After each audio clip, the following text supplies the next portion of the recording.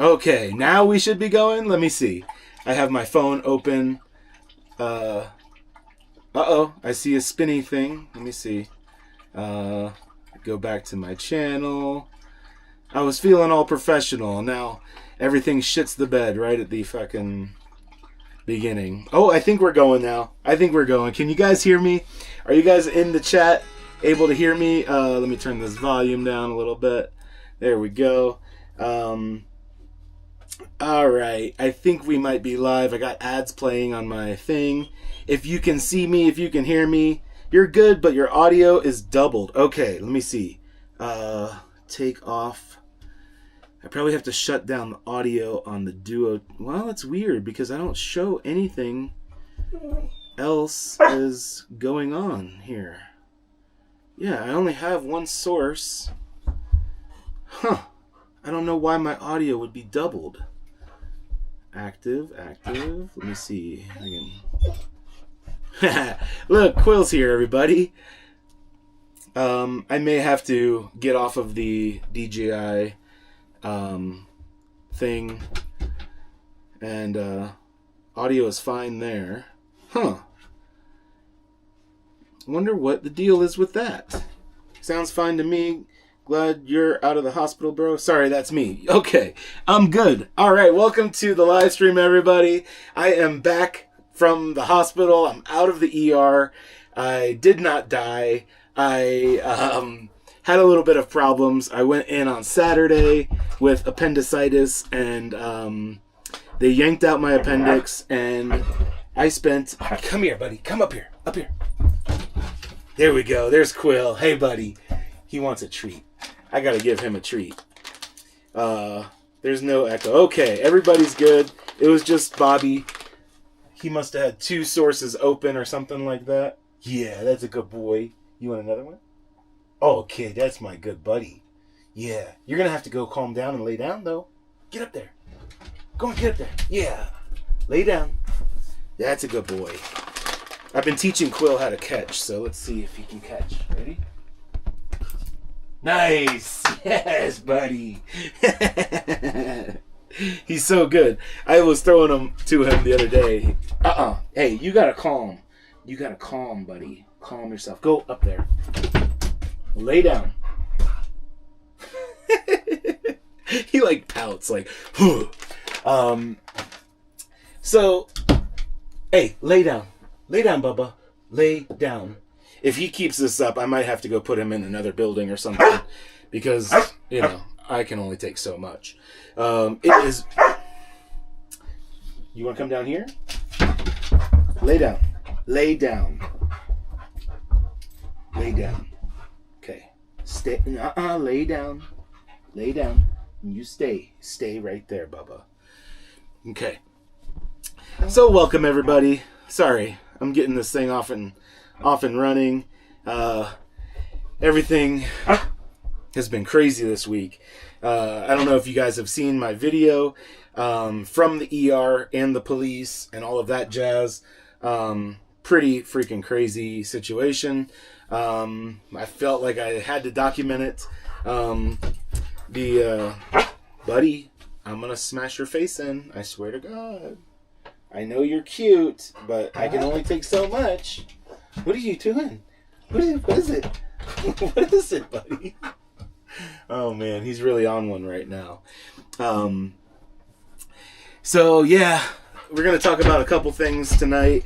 We'll talk about the experience I had in the hospital. I swear to God. Hey, come here.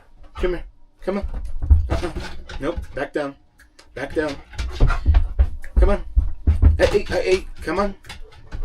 Hey, what's up, Roadkill Ron? Let me say hi to everybody. Janice Lala, I haven't seen you in a while. Welcome back to the channel. I'm back on the channel. I have not been really on the channel much myself, but it's a whole new world. Things are different now. Hello to Nomadic Tech, my tech wizard that helps me out with getting things optimized on the channel. We're going to have some big projects going on. We're going to really increase the quality of live streams and all of that stuff. No. No. Up close and personal with Quill.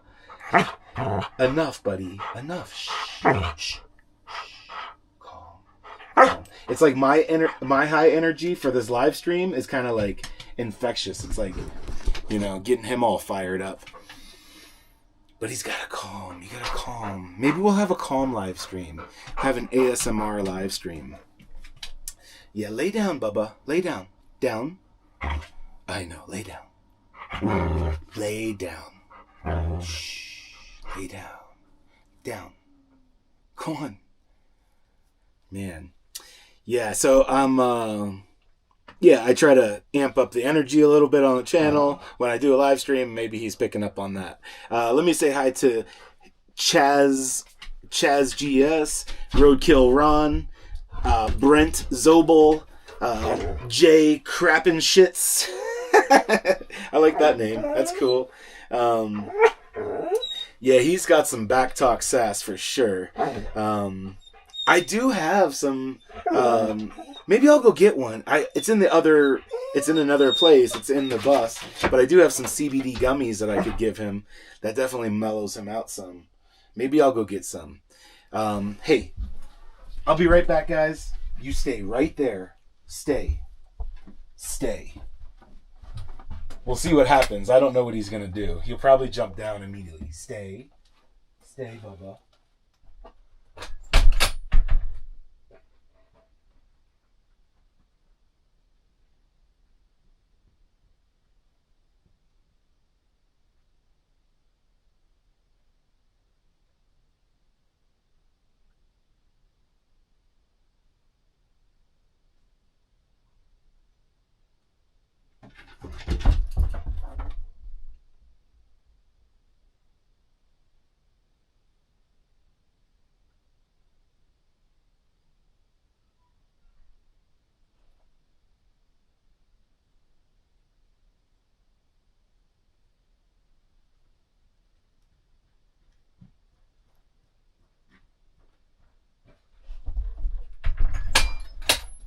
Okay, did you keep everybody entertained, buddy?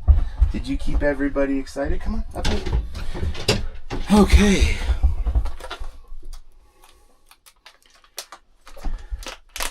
Don't do the dummies. Some idiot will turn you into... No, these are dog gummies. They're made... Oh, this camera. They're made for dogs. Look, there's even a picture of Quill on the freaking label. Look at that. It looks just like him. Wow, that looks like exactly like him. Holy cow. There you go. These are CBD gummies. Very harmless. But, yeah. Susie's CBD soft chews. Yeah. But it does, like, you know, mellow him out a little bit, you know? He's a good boy. He already seems like he's mellowing out a little. Can you read? Good boy. I don't think he can read, but yeah, so we got some things to talk about today, man. I got a video out there that is only 2 milligram. I think they're 10. I thought it said 10. Oh, 10 chews, 2 milligram. Yeah, they're pretty low. So maybe I need to give him one of these. This is one of his favorite treats. These are chicken jerky. He really loves these. I put a short video out of him chewing these. So let's see if I can get a reproduction of this. Get up here. Jeez, Quill, like a freaking bull in a china shop, man. Okay, here we go. Ready?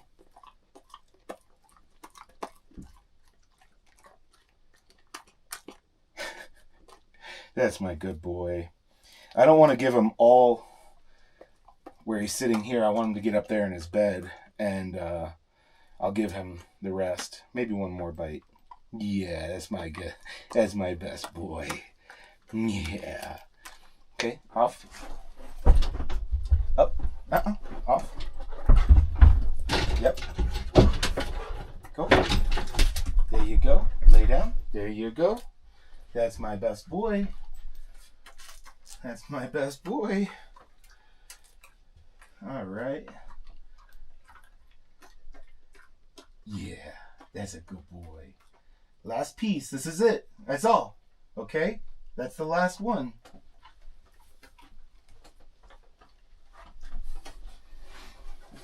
Okay. Let's see. See if we can get a view of him up here. Let's see. There we go. There's the quill cam. You can see the back of me. Hi. That is coming from the Duo 2 from Reolink. Reolink is the sponsor of this live stream. Quill, lay down. Lay down, buddy. Hey, lay down. You stay. You chill right there, buddy. Reolink is the sponsor of this channel and specifically this live stream. They provided that security cam. That's a Reolink Duo 2. I have a few others, but for right now, it's just the Duo 2 that's hooked up. And, buddy, lay down. Lay down. Okay, stop it. Shh. Lay down. Yes, he doth protest. Hey, number one fan on board. Don Shaw's here. I am doing good, Don. I've been, I'm tempted to say I've been through hell and back, but it wasn't that bad. One of my things that I kind of have issue with is hospitals and needles is not one of my favorite things.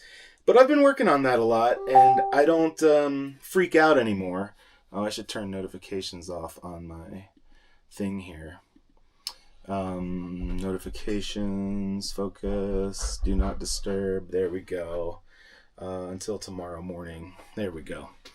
I've been working on that a lot. I've been trying to just calm myself when I'm getting shots and stuff like that. But this weekend, I got a bunch of shots. I mean, the last 3 days that I was in there, I had IVs in both arms, plus,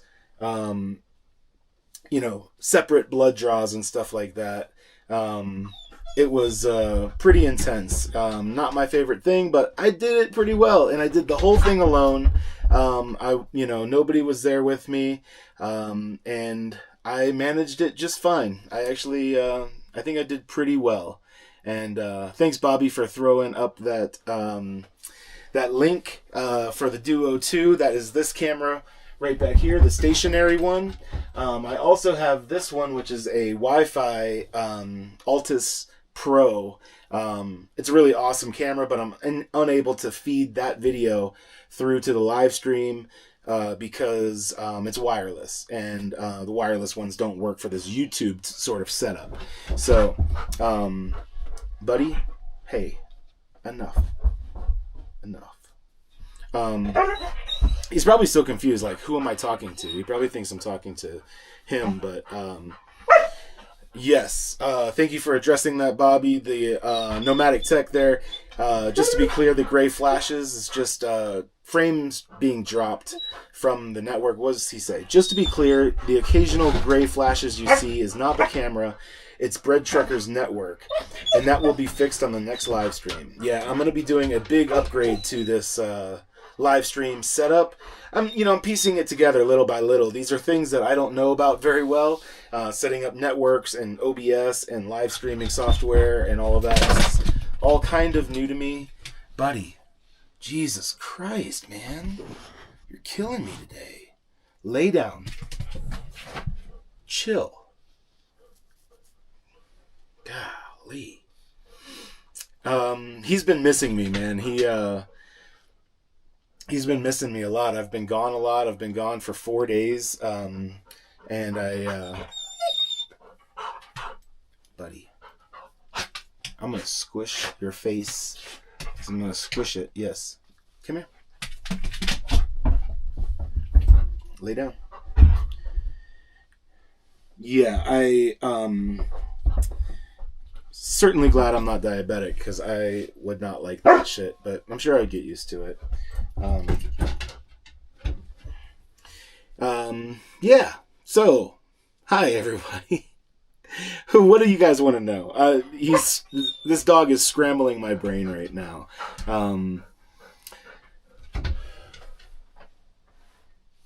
What are you doing, bud? Huh? No. There's no more. There's no more. None. Go lay down. Go. Lay down. And chill. You stay right there. You know, he might not be the best dog as far as some people's metrics go. Lay down. Lay down. Down. I said down. Yes. But I love it. I mean, he's weird. He's wild. And I wouldn't want it any other way. He's the best dog ever. He's a little rambunctious at times, but I love that about him. You know, I want him to be wild and crazy. I really love it. Sometimes it annoys me when, you know. And I had to go to a doctor's appointment earlier this morning, so I was gone all morning long too. So it's been kind of the Legion within. He does want to play, man. He is fired up. One thing I could do is throw him outside, and he'll just go outside and lay down. So let me go ahead and throw him outside for a little bit. I'll try to get him back in. You want to go outside? Do you want to go out? You want to go out? Go ahead. Okay. Whew. We'll see if he comes back pawing at the door. I don't know. He might. So let's talk about the hospital experience, man. The timeline of what happened. I went in on Saturday morning, super early. I woke up at 4 a.m. and I was in a lot of pain. I had all this, like, you know, initially it was just pressure. It felt like gas being stuck in your stomach or something like that. But that evolved. It turned from pressure into pain. And it initially started like right behind my belly button. But the day that I woke up at 4 a.m, it was like sliding down, moving down to the right. And that's a big sign that it is your appendix. That's what generally happens. Yeah, he's pawing at the door. So I would just leave the door open and he could come and go, but this place is going to be filled with moths. I had to turn all the lights on in here in order to have a good, like, a good video image. And, you know, I have to keep it locked up. So, oh well. So I woke up at 4 a.m. feeling horrible. I mean, the pain just got more and more intense to the point where I just decided I had to take myself to the hospital. In hindsight, it was probably a bad idea to drive myself to the hospital. Oh my goodness. Come on.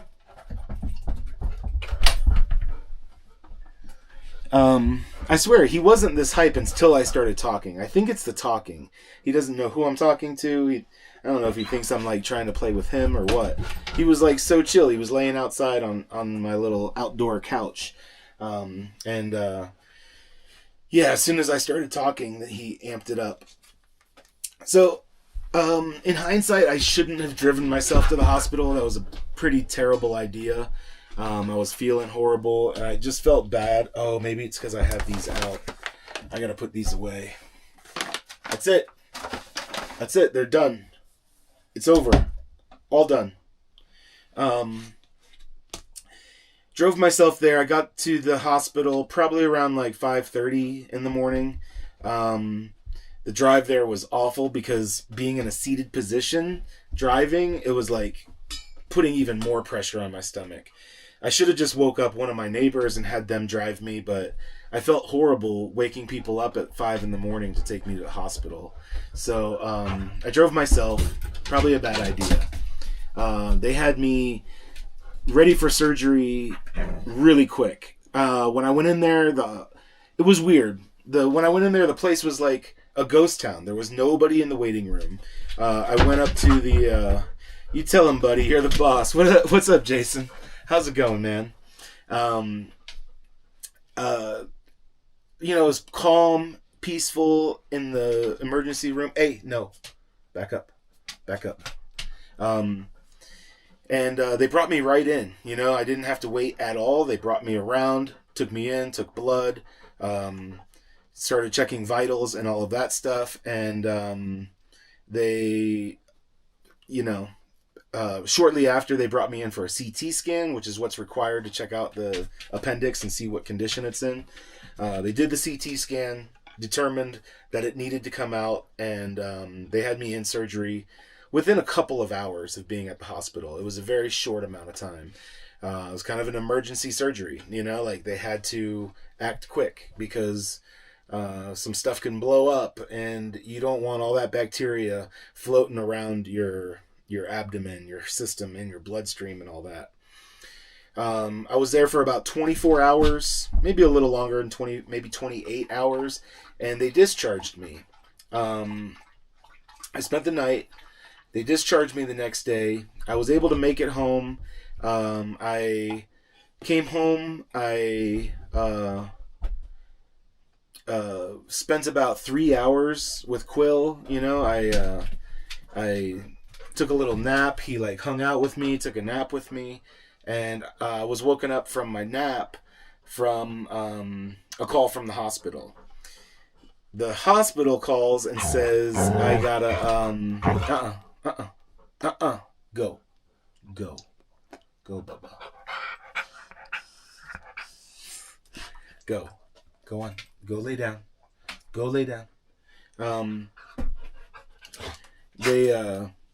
They called me up and were like, hey, you got to come back. And I was like, are you freaking kidding me? How in the world does that work? How did you even let me go if I might have to come back? But they told me that they tested my blood. They were growing the blood cultures, and they determined that I had bacteria present in my bloodstream. So that came from the initial blood draw that they did when I first got to the hospital. I went back in that night. Took me a couple hours to get back there because I had to I went and took a shower while I had the chance. I let my neighbors know that I had to go back, and so I got back there. They drew blood again. They put me immediately on. They put 2 IVs in, 1 in each arm, and they started infusing antibiotics intravenous in my system. It takes a while to grow blood cultures.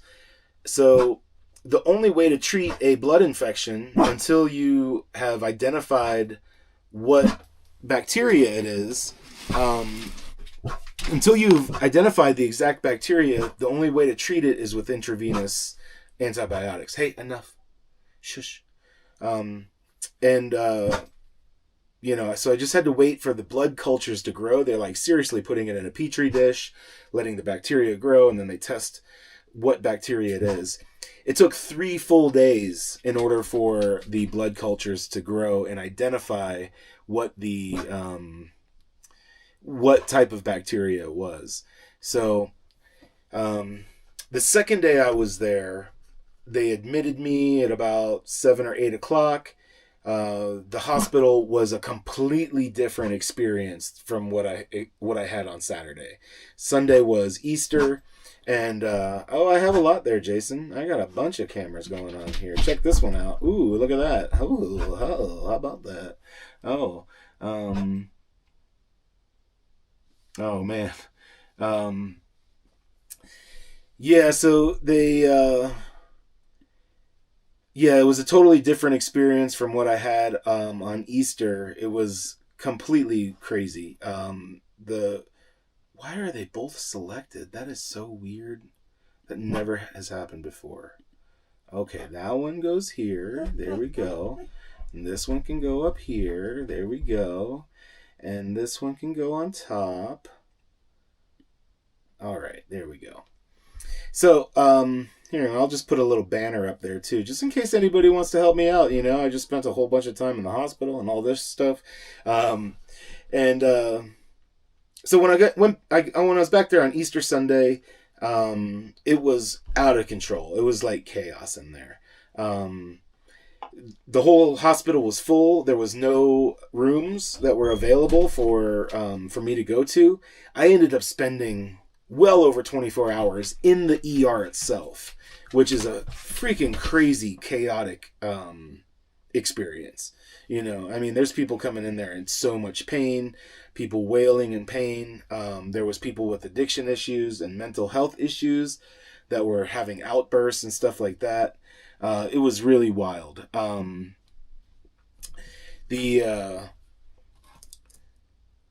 don't know. It was just insane. Throughout all that chaos, I was able to get myself to sleep somehow. Probably because of the narcotics that they put me on. They put me on Oxy. When I first went in, actually, they gave me some morphine, but it wasn't morphine anymore. At this point, it was Oxy that I was on. But I was able to get to sleep. Around midnight, I was jolted awake. A guy... You know, they were so full that all of the rooms with curtains on them, if you've seen my video, you know what I'm talking about. You know, it's just a bed with a curtain around it, with another bed and a curtain around that. You know, so it's one big open room that's separated by some curtains. They had a guy just outside of my curtain in like a recliner because they were so full. And he was having a really tough time.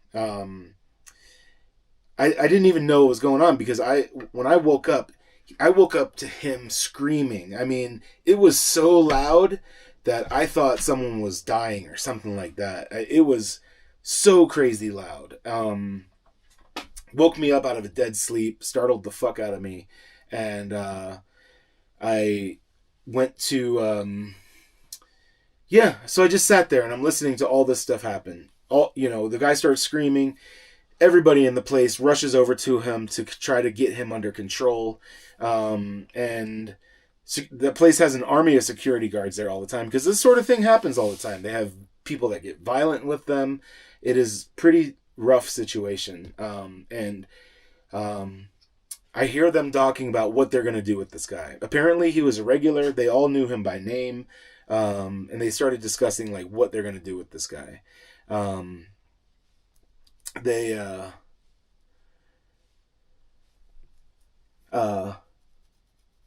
they decided to call the cops on him, and the cops came, and they started talking to him. He didn't put up any kind of a fight with the cops, and they told him to get up, turn around, put your hands behind your back. They put the cuffs on him, and Brian Birds Unlimited. Let me tell you real quick. We are using the camera that you see behind me. That's the widescreen view. That's the Duo 2. That's the one that's stationary in the back. And then this one's the Altus Pro. That one's not being fed to YouTube right now, but the Duo 2 is being fed to YouTube. So they have a Duo 3 now, which is even better. Duo 3 is pretty awesome. But anyways, back to the story. Cops put him in cuffs, and then he asked what he's being arrested for, and he says that he's being arrested for that he's under arrest for assault. And I was like, assault? Like, he didn't assault anybody. Maybe I didn't see it. Maybe he was kicking people or something, but it just seemed like he screamed. He had this like verbal outburst. And what he was screaming was doctor, doctor, that kind of thing. He wasn't screaming threats or anything like that. He wasn't going after people. He was screaming for a doctor. So I just thought that was kind of messed up. And then they take him out. A couple minutes go by, and then a cop enters the room where I'm at. And I'll show you a little clip here real quick of what happened there. Hold on a second. Where the freak is QuickTime? There we go. I'll put up a little Mac screen capture OS. There we go. All right, let's review this cop footage real quick. What do you say? Yeah, we'll just leave it here. It's not centered, but that's okay. All right. In the hallway. I don't know. He just started screaming. Okay. So they're saying that you might have been scared by him screaming or something like that? Okay. Was this curtain open when... No. I didn't.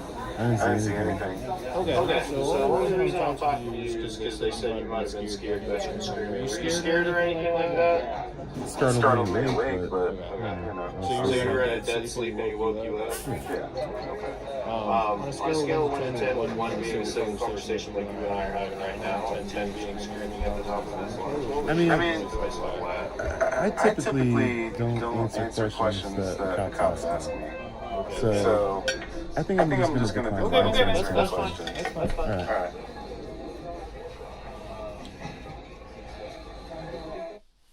Yeah, fuck off, pig.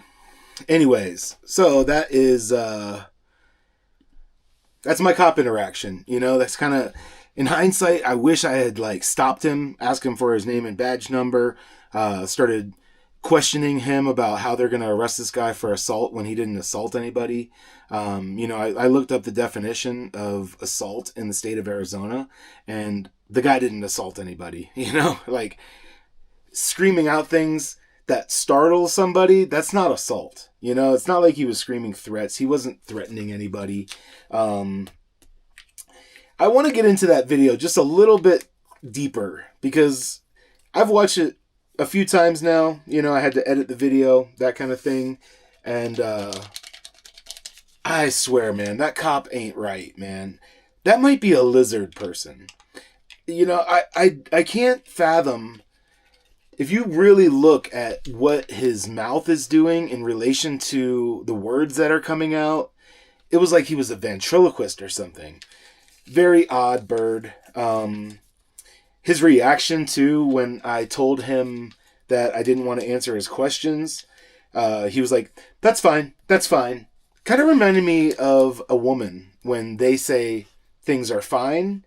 You know damn well things aren't fine. You know, he was bothered by that and, you know, just kind of like pouted, walked out of the room real quick. And that's fine. That's fine. Yeah, it's fine. So I don't know if anybody in the chat can relate to what it's fine means. Let me know. So, hey, what are you doing, Bubba? Hey. There's nothing there, is there?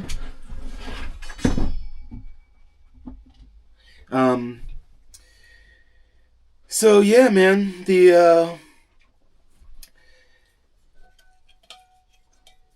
as I'm talking to I'm out of it, dude. I'm on narcotics, you know. They're feeding me Oxycontin, and I'm in a lot of pain and half asleep. I just got woken up, startled out of a dead sleep, and if I had been a little bit more with it, I certainly would have questioned him a lot more. But unfortunately, I missed that opportunity of like actually questioning him, and you know, kind of. Oh, the Duo 2 is a little bit stuck here. Hold on, let me reset it. Because we want to be able to see Quill over there. There we go. There's the boy. Put this over here. There we go. Now we can see me and Quill. How amazing. I love it. I think that CBD is starting to kick in a little bit. Dude. Lay down. Quill, lay down. Go lay down. Lay down. Hey. Down. Come on. Down.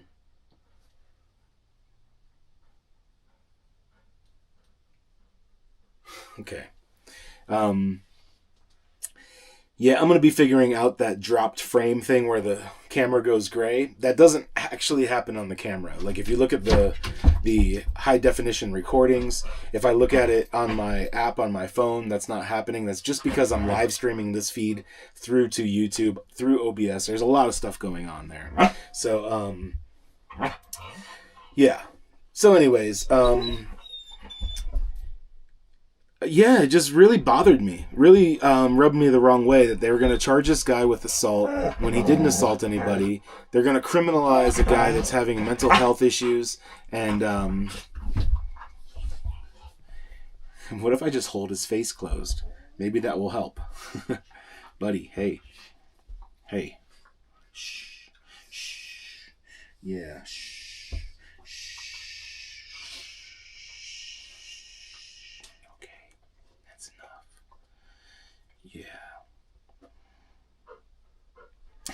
The delay is messing with my mind. It's not going well with my THC. Is it too distracting?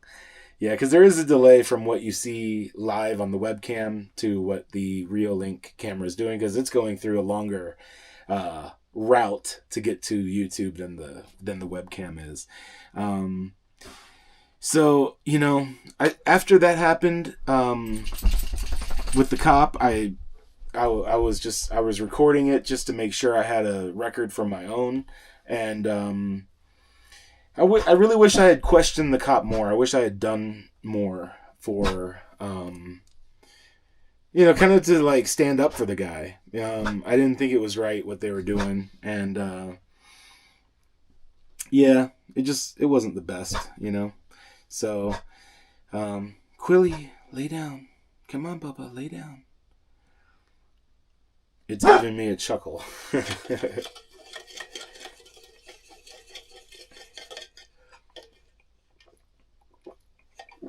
A couple hours go by. They moved me to the second unit that's in the ER, like another triage center, kind of. And it was a little bit better over there, but it's still an ER. It was still crazy and chaotic and very hard to relax at all. It was very, I don't know, it was really tricky for me.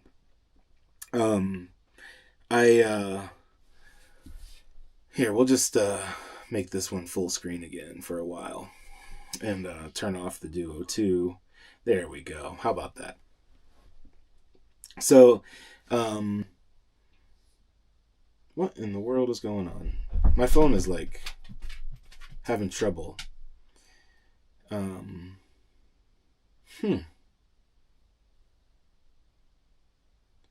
That's so weird. Okay, I guess I can't do it that way. Anyways, I went from one part of the ER to the other. I stayed in there. I was in the ER for well over a day, and it was kind of driving me crazy. It was, man, there's something going on with my Wi-Fi. Crazy. Make sure I'm on Wi-Fi, the right network here. Breadtrucker's on. Okay. Everything seems to be good there. Once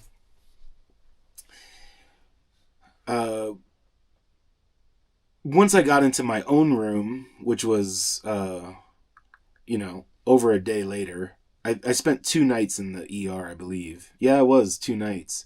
And then the last day I was in the hospital, it was, I had my own room. The stream's been solid. Okay, well, that's good to know.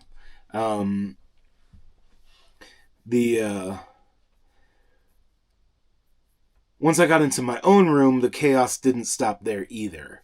The room that they put me in was with a guy that was having some pretty serious, like, mental health problems and having some bad physical, like, medical problems.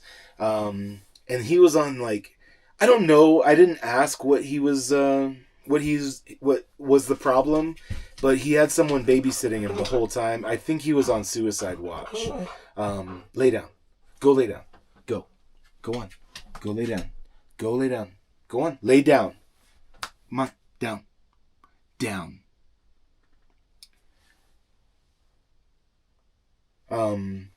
So the chaos didn't stop there. I got put into this room with a guy that was on suicide watch, and that was a whole nother level of chaos, you know, and he was constantly having problems calling nurses, and he was just, lie down. Hey, it worked. He lied right down. Maybe that's what I gotta do. Lie down. Thank you, Don. Appreciate that.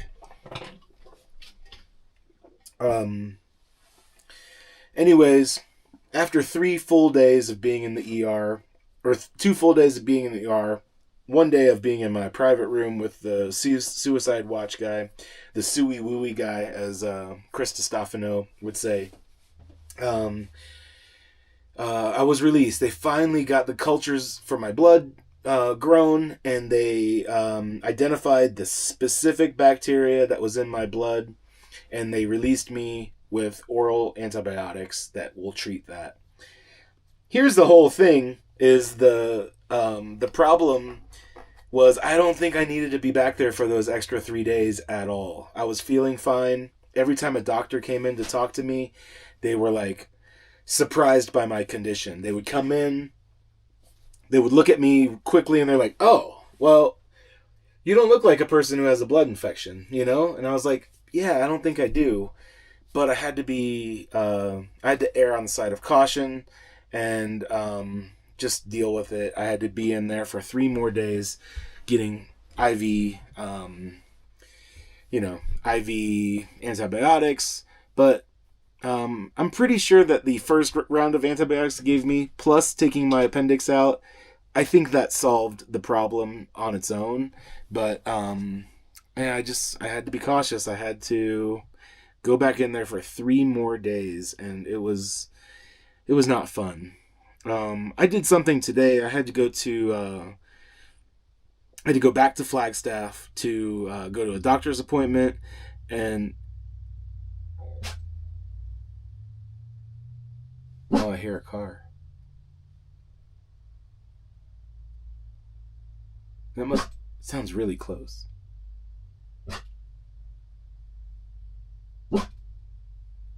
Quill hears it too.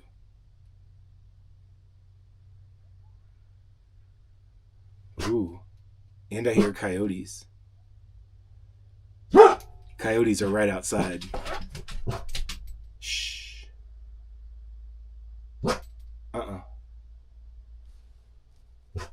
I think Quill really likes coyotes. I think he might be friends with them.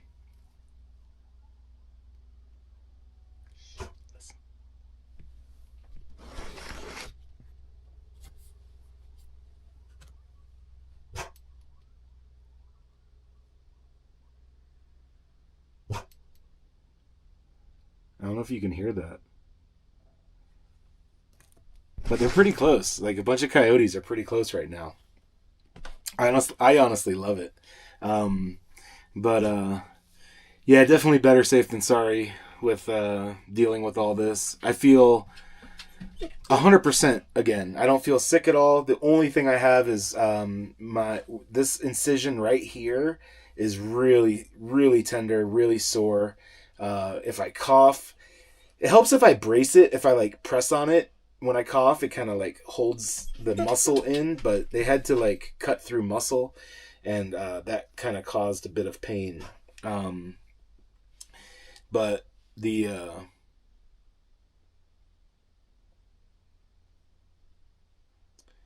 yeah, so anyways, we are on a live stream with Reolink right now. I should go to, if you guys pop over to Reolink.com, sometimes they are, oh my gosh, Reolink. Sometimes when you go to their homepage, they'll have me live streaming on the homepage, so that's kind of cool. Let me see here. Make sure this thing can load. One thing I did positive since being in the hospital is I quit vaping, so that's a good thing. I'm doing some pouches right now just to get me off of that, but I want to cancel those too. Yeah, I really wonder what Quill was doing. He was on his own for a week out here with his face filled with porcupine quills. And there's no way he didn't have interactions with coyotes, because we have packs of coyotes out here. They're serious, man. And, he had to have run-ins with them. And when, when I'm here and they're doing their little coyote party and they're like going nuts, I will sometimes hop on the bike because I want to see them. I never see them. I've seen 3 coyotes the whole time I've lived here in 3 years. And if I have to cough, I have to remember to hold my stomach, because if I brace it, it actually helps a lot. But sometimes I'll hop on the bike and I'll they aren't streaming yours, but they were a few minutes ago. I have it open in another window. Oh, cool. Okay, cool. for some reason I'm having internet problems. I don't know what's up with Starlink, but yeah, it's not working great right now. Maybe it's because I'm taking so much bandwidth from the live stream that it's having some issues, but at least the live stream's going good. But yeah, I think he really likes him. I'll hop on the bike and I'll get him. I'll be like, "Hey, Quill, follow, listen, you know?" And he gets really dialed in, man. He's like focused on me, like listening to what I do. If I stop, and I'm like, "Listen," and I'll hear him. You know, we'll like find out where they are and we'll head that direction. And he's all about it. He's not afraid of them at all. I wonder if he kind of made friends with them, you know? Seems like he would maybe play with them. He's so good with all the dogs that he's ever met. The Starlink Wi-Fi sucks ass. Well, I'll be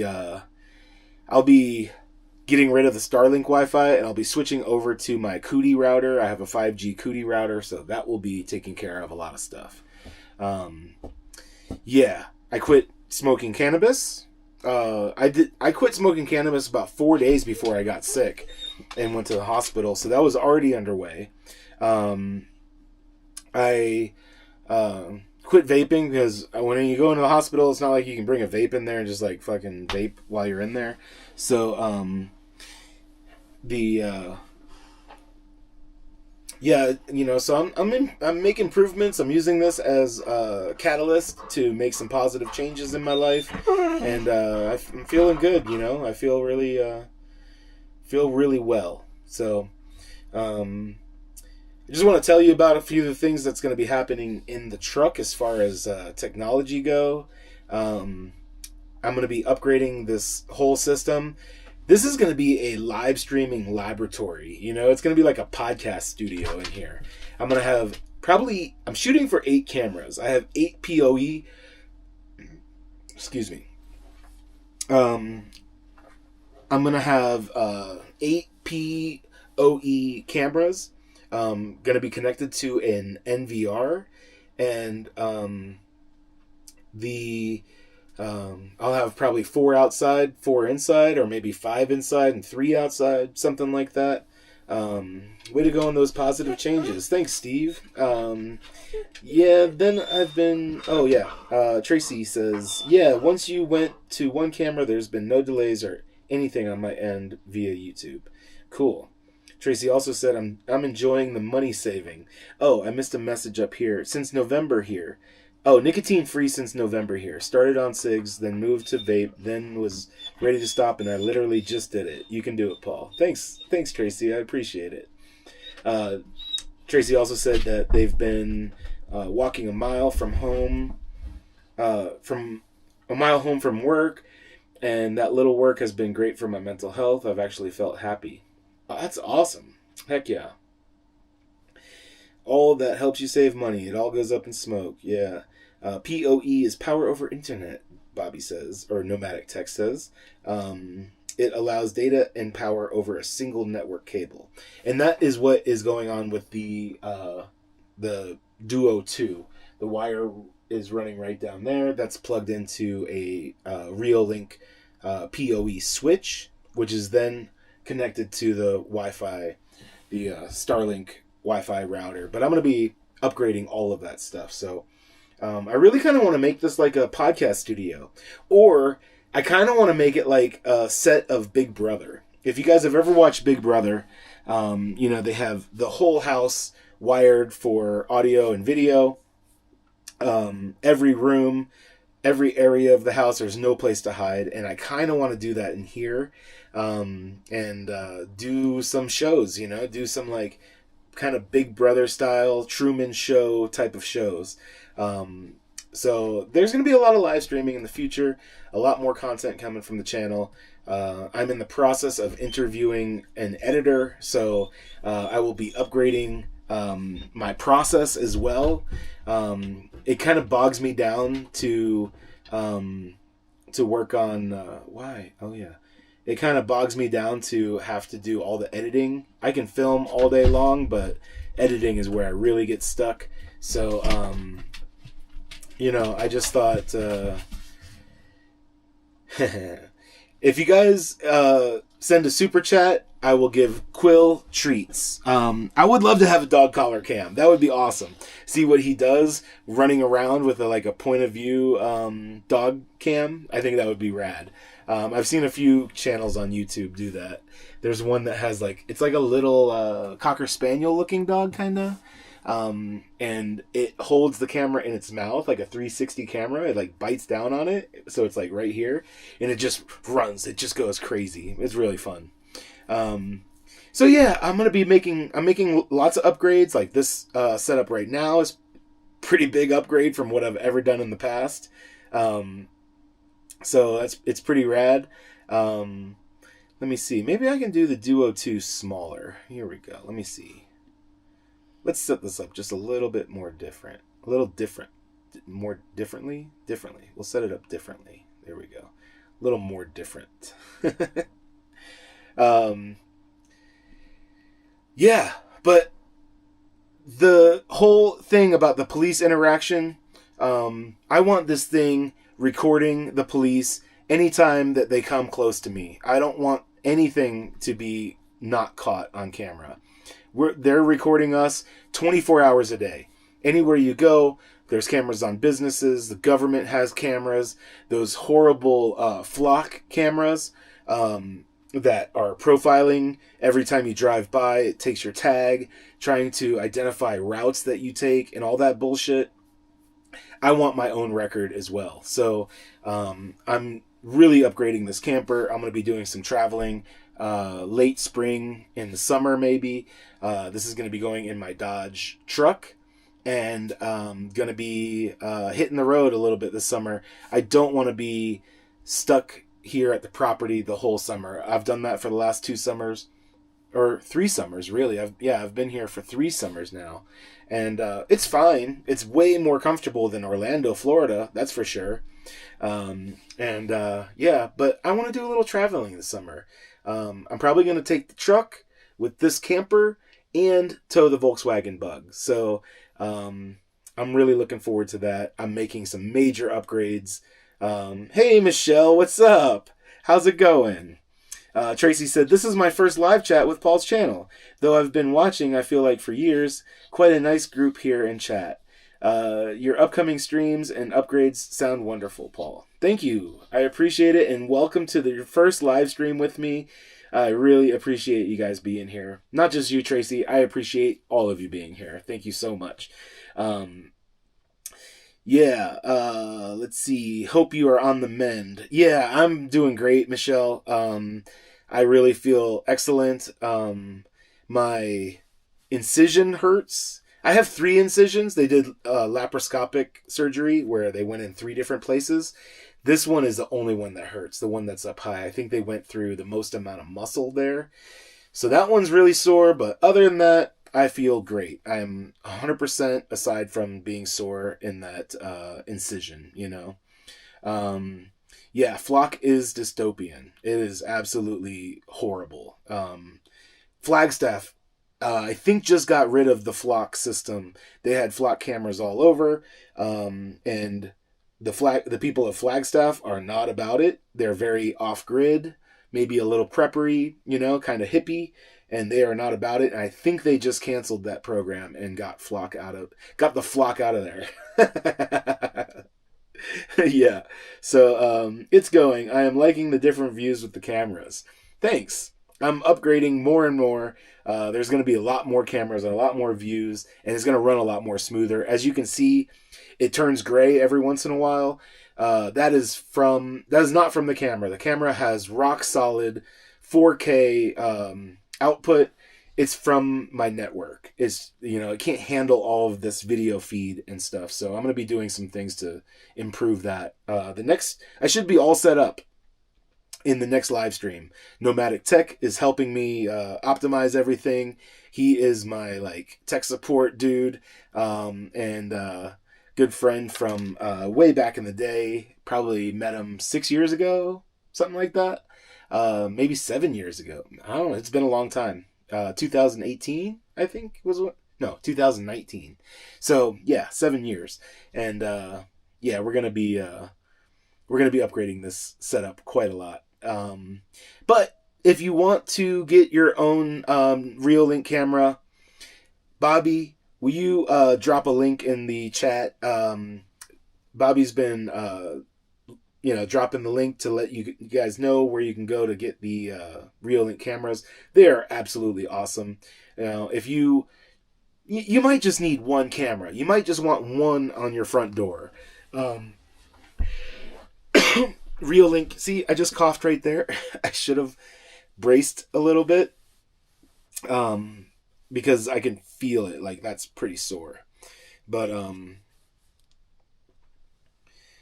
let's see. I'm trying to get the Reolink website, like, up and running, but it just shows keeps showing that it's loading over and over again. But, and maybe I should pull it up on my computer, because maybe on mobile it doesn't happen. Oh, no. It's loading better now, but, yeah, we'll see if I can pull it up. There we go. They are on Amazon. You can get Reolink cameras on Amazon. I apologize. The links that are in my description are kind of broken. I need to update those and get things a little bit better. But let me just see. So what Reolink does is I'm kind of like their host for their live streams. Okay, so yeah, I did just open up the Reolink.com in my browser, and Fabrice is the guy that I have known for years. I've been working with him since we worked with another company, and he moved over to Reolink, and I followed him over to Reolink, and we've had a great relationship for many years now, and they've sent me to CES, and I usually am at CES representing them. So they cut in on my live stream every once in a while, and or they show my live stream. He's live streaming at the same time, and they show my live stream from time to time on their site as well. So hold a pillow to your tummy when you're going to laugh, cough, or sneeze. Put counter pressure on it. Yeah, that's what I've been doing. What's up, Squatch? What's up, bro? My hand works really well. If I just like press with my hand, that helps a lot. Might be time for another Oxycontin because I'm feeling a little sore. But yeah, I'm kind of trying to conserve those for when I really need them. They only give you like 10 pills, so there's not a lot. Luckily, I am not worried about addiction with those. I really don't like the way they make me feel.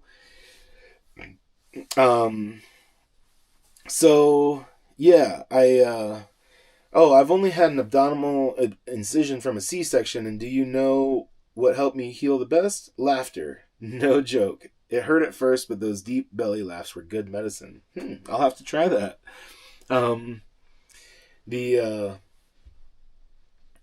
So yeah, I've been working with Reolink a long time. They have awesome products. If you need one in your house, they make ones that have a solar panel and Wi-Fi. You don't have to run any cables through a wall or a ceiling or anything like that. You can get a Wi-Fi camera with a solar panel, put that up on the outside of your house. As long as it can connect to your Wi-Fi, you can have security up and running in 10, 15 minutes. If you're good, maybe 5 minutes. It doesn't take long to set this stuff up at all. And you can view these cameras from anywhere. Their app is awesome. Let me open up the Reolink app. This is the Reolink app right here. There we go. It's loading. So this is my cabin cam. That's what I call it. Cabin cam is on the outside of one of my cabins. It's a PTZ camera. This one is also Wi-Fi, so I don't have the ability, but look at that. That's pretty cool, man. Let me turn off this other camera real quick so I can get full screen here. There we go.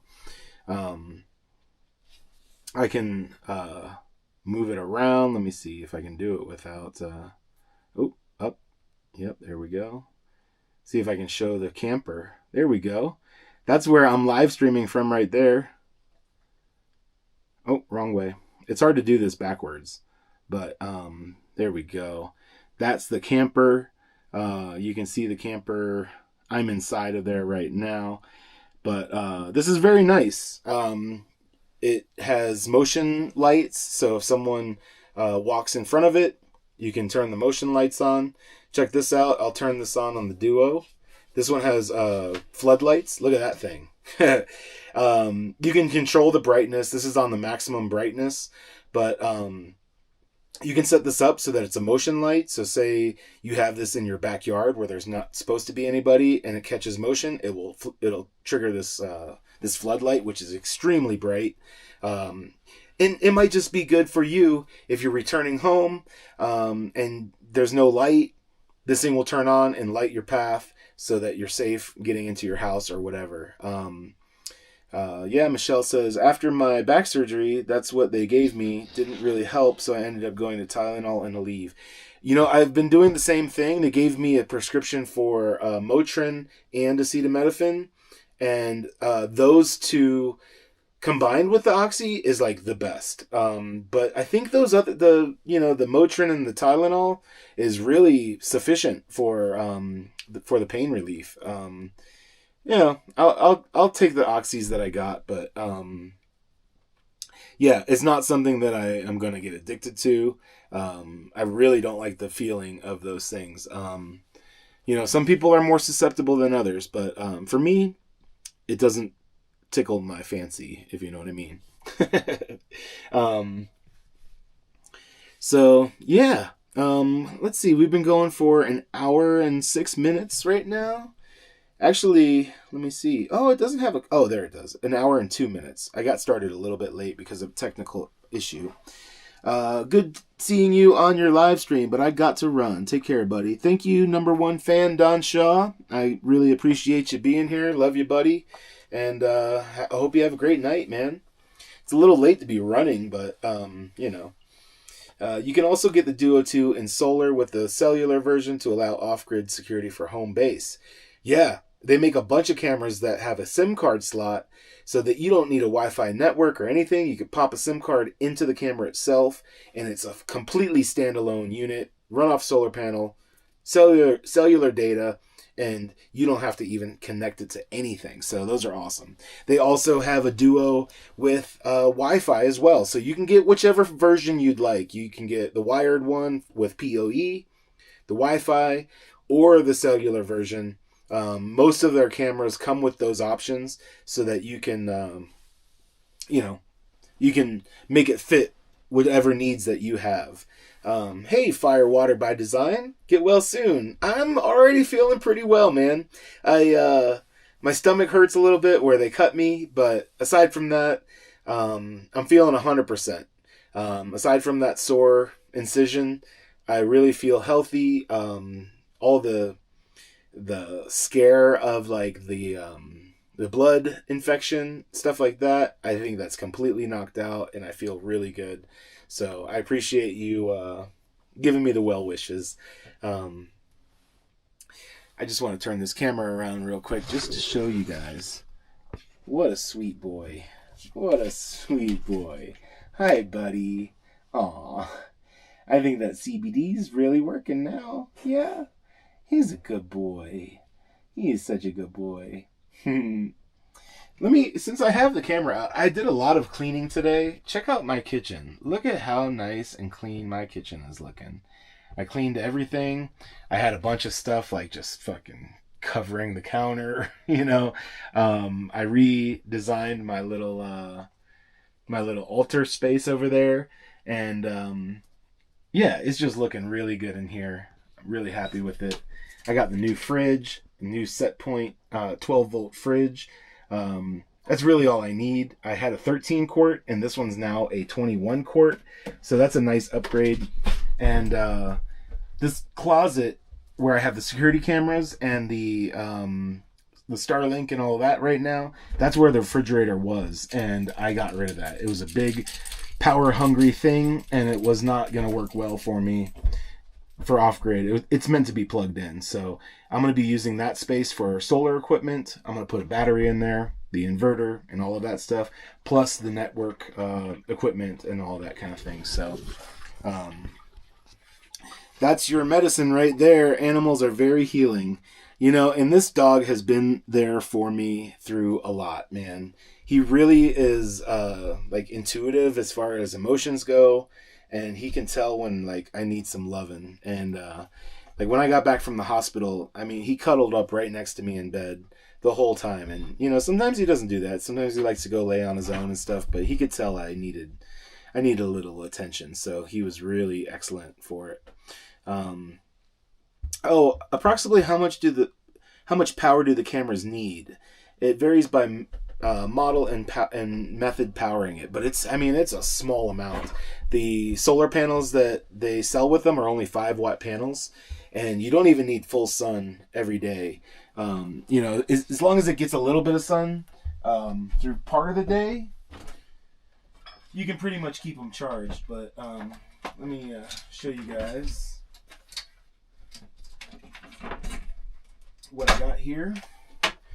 So I'm reconfiguring everything. So I have this couple solar panels down right now, and let's see. Let's show you the new one. There we go. That's it right there. 5-watt solar panel. You can pretty much install this anywhere. I think it's pretty much about like one cell, on the back, there's a 1/4-20 mounting screw. It comes with a mount. I don't have the mount in here right now. And a cable comes out of it that goes to a USB-C. So this will just plug into your into the back of your camera, and it'll keep it charged all the time. So yeah, it really doesn't take much. But they have batteries in them too, so they have plenty of time to work without a charge. They'll hold on to power by charging the battery that's internal. So I'm going to try to stay on quite a while today, because last time I ended the live stream a little bit early, and I feel like Reolink was kind of bummed that I shut it off. So let me see here. Let's see what Fabrice is talking about here. Oh. Yeah. Internet's Oh, maybe they're already done. On our next live stream, and thanks for doing it here so you can join us so we can chat together. But thank you guys. Thanks to everybody for being here. And I realized I've stopped dropping music on the stream, huh? Yeah. Yeah. Yeah, it looks like their live stream has already ended. So maybe they'll be coming over here to my live stream in a minute here. I'm going to stay on a little bit longer because nice digs, looks cozy. Yeah, man, this thing is great. This camper is pretty unique. This company was only in business from like 1991 to 1995 or so. It's a company called Saguaro Camper Manufacturing. It's the size of a 6-pack. I don't know if you guys are familiar with 6-pack campers, but they're only 8 feet long. They're designed to be small and compact and fit fully in the bed of an 8-foot bed. They had problems with audio at the start. Oh, wow. Crazy. Hi, Honor. Yeah, isn't he an angel face? Oh my goodness. Look at look at that boy. Aw, he's such a good buddy. Let's get the Duo 2 view up real quick and see what he looks like from the... Oh, I have to reset it. Hold on. I'll turn that off. Reset it. And we'll see. There we go. He's scratching his head. What a good baby. I love him so much. He is the most amazing dog. I love it. But, yeah. I mean, how incredible is that? I got that one camera covers the entire camper from the front all the way to the back. It shows Quill. I have it angled up right now. Typically, I have it angled down a little bit more because you can still see Quill in bed, but I can also see the floor. So let me angle this down a little bit. Kind of see if we can keep Quill in the frame and also see the floor. these cameras, it's actually two, and for you guys that maybe just got here, all that gray, the frames that are dropping, that is not the camera. That is my Wi-Fi connection. I'm doing a lot with this system right now. I'm using it to get through the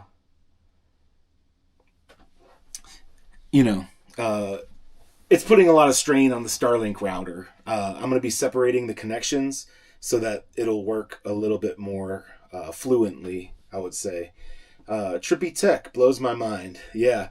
So what you see here is actually two cameras. We'll see if we can see. They're stitched together. So there is a point in the center. You see right where my hand is. You can see my hand kind of looks funny because you can dial it in. Oh yeah, right there. So that's where the stitch is. And you can dial it in so that the stitch lines up like perfectly.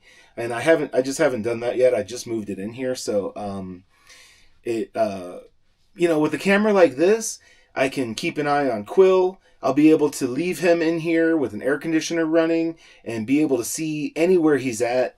I'm going to turn it off a little bit because it's just dropping frames like crazy. My internet is not doing so great. So we'll just go back to me full screen right now. But it's going to be getting better and better. I'm going to be adding a bunch of Reolink tech into this camper. I want to be able to check on Quill anywhere. I want to be able to leave him in this camper for hours. If I, go into some stores or have a doctor's appointment, something like that, I can leave him in here where he's comfortable and he has air conditioning and food and feel totally comfortable in this camper. So, and not only that, I want cameras all the way around the outside so I can see anybody who's approaching my truck. If I have police interactions, I want all of that recorded. And with the NVR, it has a hard drive and it'll be able to store a ton of data. So I'll be able to, I won't have to be overwriting old files constantly. One way you can use these cameras is with a SD card. That's how I'm using them to store the, what's it called? All the footage.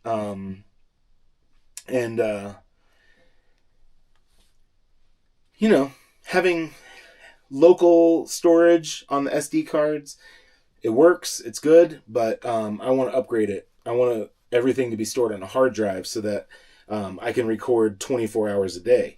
As it is right now with the SD cards, I have it so that they record based on motion. If it detects motion, you can have it set up to recognize animals, vehicles, or people. And I think there might have been one other new thing that they added, but I just want to be able to just keep all the data. If the police approach, I don't want it to be motion sensor, because I don't want anything to be lost. I just want it to be recording like constantly. And when I have the NVR, I'll be able to have plenty of storage to do that. So, I had to use a card catalog at the library to find a book. That's old school, man. The Dewey Decimal System. Good to see you're doing well, brother. Well, after your interesting hospital stay last weekend. Yeah, man. I'm so glad it's over with. KLAA2 said there are specific hard drives for video that you really need to consider. Well, Reolink has taken care of that. I have a Reolink NVR that has built-in hard drive, so they have optimized that system for this. So I'm sure they have the proper hard drive in that piece of tech. I can get it real quick and show you what the NVR looks like. It's right here. I'll be installing this soon. Nomadic Tech has set me up with some awesome gear that I'm going to be installing. I'll be unboxing it all and installing like a full-on security system in this thing. I mean, this is going to be a surveillance vehicle.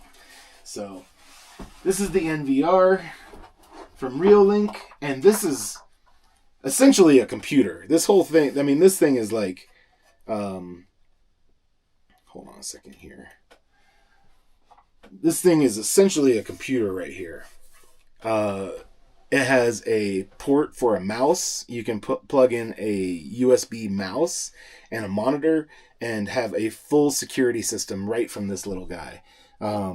This is the front of it. It has some controls for controlling your view, which cameras you're seeing, maybe some playback if you're pulling up footage. On the back side here, it's literally a computer. It's not like a computer. This is a computer. So these 8 ports right here, these are the PoE ports. This is where all of the cameras are going to be powered from, and the video data is going to be going through those same ports. Only requires one wire. Then this is the LAN port. That's the LAN port. That's what will be connecting to my my Wi-Fi router or my Starlink. Has an HDMI for a monitor. It has an old school VGA, so you can plug in like an old school CRT monitor if you want. What else do we got here? It has an eSATA. I don't even know how to use an eSATA connection. It has DC in, so if you want to power this by DC, I'm not sure how much voltage this is, but you could potentially power this without 110 volts, possibly. I can't see it because it's too dark, but let me see. Power is, oh no, it's 52 volts at 2.3 amps. So yeah, you won't be able to power this from a 12 volt system unless you put it through to through an inverter.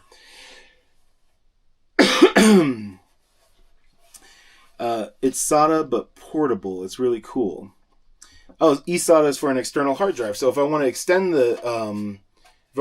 expand the capacity of the hard drive that's in this, I can hook up an eSATA hard drive, and I can also copy all the data and back this up onto a hard drive that I keep with me. So if someone breaks in and steals all of my gear, I could be backing this up so that all the old footage I have on my own hard drive. So that's a cool thing too. What else do we got there? We got there's a USB here for the mouse. I'm going to try using a wireless mouse with it because I want to have this hidden away up in a cabinet. Maybe up here or maybe in the solar closet.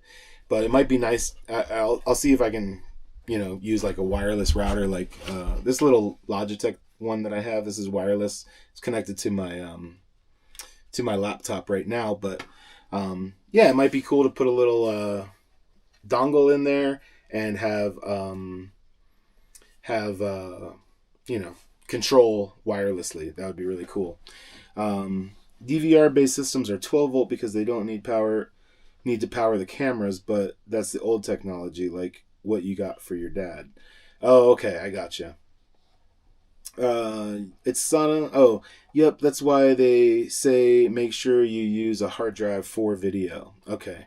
Wireless mice work fine, so that'll be great. I'm going to definitely get a wireless mouse for this so that I can control it. I'm going to have a flip down monitor over here, probably on the bottom of this cabinet. Here, let's flip this camera just a little bit so you can kind of see the underside. So right here in the middle on the bottom of this cabinet, I'm going to have a flip down monitor mount so I can flip down a monitor, maybe angle it toward me, whatever, and I can control all of my security system right here from my command center. So I'm super excited about it. I cannot wait to get this upgrade going.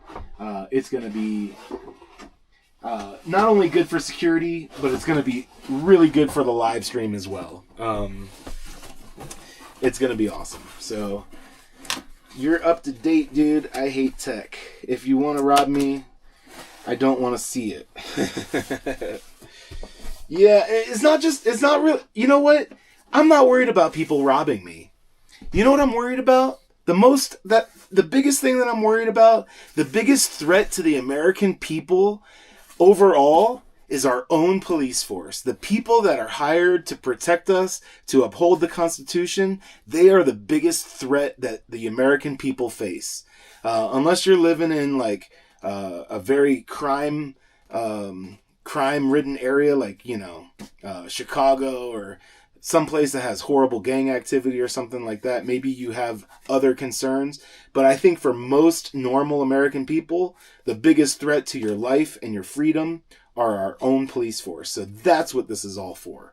This is all about accountability for the police. It's about justice, you know. It's about holding them to a standard that they should hold for themselves, but they don't. Because guess what? Power corrupts. It just does. It doesn't matter how much power you have. You know, if you're a freaking crossing guard, it'll go to your head. You guys have encountered this time and time again, I'm sure. But the cops are the largest gang in this country. It's funny, like when that guy was talking to me in the ER about whether I was scared, if this guy scared me by screaming for a doctor. No. You know who I'm scared by? Is the cop standing right in front of me, looking like a soldier with body armor on and a gun on his hip and tasers and all of his stuff to assault me with. Cameras don't stop it. You're right.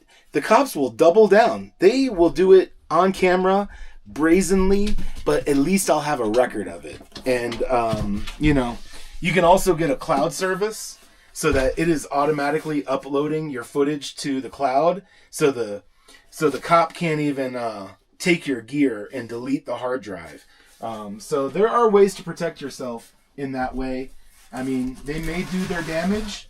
You know, they may do some horrible stuff. But I want my own record because I don't trust them with body cam footage and all of that kind of stuff. I don't trust it, man. I'm getting a little chilly, so I'm just closing up the windows a little bit here, you know. Yeah, Pig was fishing. Pig was absolutely fishing. It's a bunch of garbage, man. So the Supreme Court allows cops to lie to us. Absolutely. But the Supreme Court has also told us that the American people should not talk to the cops. Anytime a cop talks to you, you don't have to say a single word. A lot of people don't realize that. You don't have to answer one question. You don't have to utter a single word to them. You can provide them with ID or whatever, and you don't have to say a damn thing. And the Supreme Court suggested that in the same ruling where they established that the cops can lie to us, they also said that we should not speak to the cops.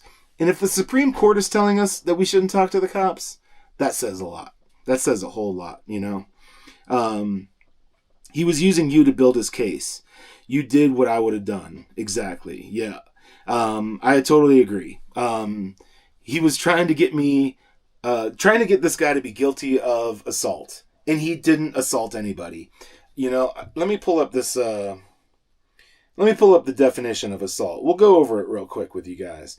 Because it is definitely, the guy was definitely not, here, let me just send this to my computer and we will view it that way because it'll be much nicer. There we go. We'll open that up. There we go. We'll switch over to screen capture. There we go. There is the definition of assault in the state of Arizona. Also realize there is no assault and battery in the state of Arizona. Let me see here. It's kind of hard to tell what you guys can see. Hold on. We'll put this down there like that. We'll put me smaller up in the corner. Hold on. I'll just get this. I just want to get this laid out properly so we can really go over this. Because this definition is not what this guy did in the hospital. It is absolutely not what he did. So, okay. Now I can go to my phone. There's a lot of tech going on here, so bear with me. I have to wait for the ad because I don't have YouTube Premium. I think we should start a freaking campaign to show, like, to tell people, like, I don't think YouTubers should have to pay for YouTube Premium. I just don't think so. So now we're getting it dialed in. We'll go back to the image. How do you view an image? Preview? There we go. Okay, now we're good. Kinda. We're cutting off a little bit, but oh, what happened? Maybe there's a delay. We'll just wait a second here. There we go. Yeah, it's catching up. So, okay, let's go over this together. There is no assault, or there is no battery in the state of Arizona. Assault covers the whole thing. So, assault and battery in some other state, it's just assault in the state of Arizona. And what 13-1203 says is a person commits assault by, number 1, intentionally, knowingly, or recklessly causing any physical injury to another person. The guy didn't do that. The guy didn't harm anyone. He didn't attack anybody, so that's out. Number 2, intentionally placing another person in reasonable apprehension of imminent physical injury. He didn't do that either. He was screaming for a doctor. That's not a threat. It startled me because it was loud, but that doesn't constitute assault. You know, I didn't have reasonable apprehension of imminent physical injury. You know, I could clearly tell that the guy was having a mental issue. He was calling for a doctor. So, number 2, that's the only one that's kind of like close, but that's out too. He didn't do that. Number 3, knowingly touching another person with the intent to injure, insult, or provoke such person. He didn't do that as well. He didn't insult anyone. He didn't provoke anybody. And he didn't touch another person, as far as I could tell. There was no talk of that. There's no reason that the cop would be interviewing me, trying to get me to say that I was scared of this guy. Like I thought he was going to injure me. And, you know, so I think all 3 of those are out. Let's go to this section B here. Assault, committed intentionally or knowingly pursuant to subsection A, paragraph 1, is a class 1 misdemeanor. Assault committed recklessly pursuant to subsection A, paragraph 1, is a class 2 misdemeanor. Assault pursuant to subsection A, paragraph 2 or 3, is a class 3 misdemeanor. So those 3 points are elevating in seriousness, you know, those 3 sentences there, you know, there's, you know, it's like, I don't know. I don't feel like what the guy did applies with this definition. I just don't.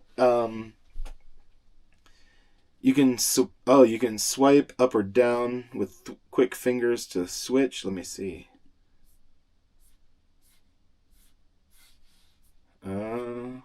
Well, I don't know. Maybe it's because it's full screen.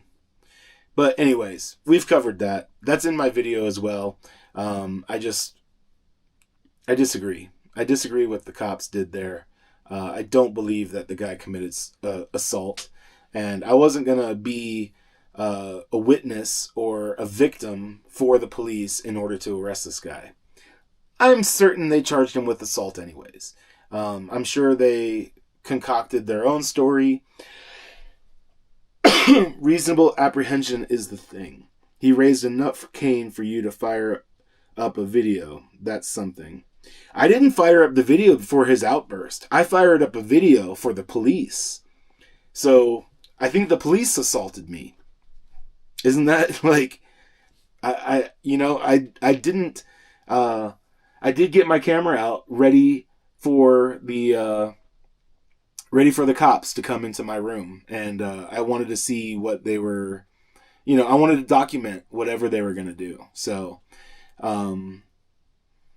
yeah, I don't know. I mean, the cops can bend things a lot. They can concoct stories. They can lie. And then it's up to you to have to fight it in court. And obviously this guy who's having mental problems, he's not going to be able to fight this in court. But I did do something today to take it to the next level. After my doctor's appointment this morning, I went to the Flagstaff Police Department and I submitted a FOIA request for the body cam footage, the 911 call, and any related dash cam footage related to this call. I got the report number, and I'm going to be pursuing that. So I want to see the body cam footage. I want to see maybe things that were said that I couldn't hear. I wanted to see the whole gamut of things that went on that were out of my hearing and view, you know? So raising our voices isn't illegal. Agreed. That's all he did. He just raised his voice. It was really fucking loud. It did startle me. But you know, I can quickly deduce that he's not being violent with me, you know? Like, I don't know. I completely disagree. But it's also a systemic problem. We don't have a way to deal with mental health issues in this country, or addiction issues, really. The only thing that they do is criminalize them, put them in jail. I wish we had better systems for helping people in this country. We just don't. So you need to protect yourself and your rights. Always tell the cops no if they ask to search you or your things. We have the right to be secure in our persons, places, and effect. So I maybe quoted that wrong, but you know, it's like upholding the Constitution is one of the most important things that we can do in this country, and they're not doing it. I see it all the time. You know, I see these First Amendment audits all the time. So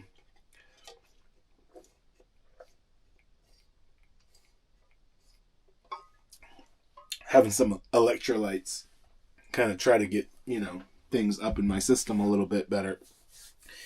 So, hey Bobby, have you been on the Reolink site? Let me see. Let me send a message and see.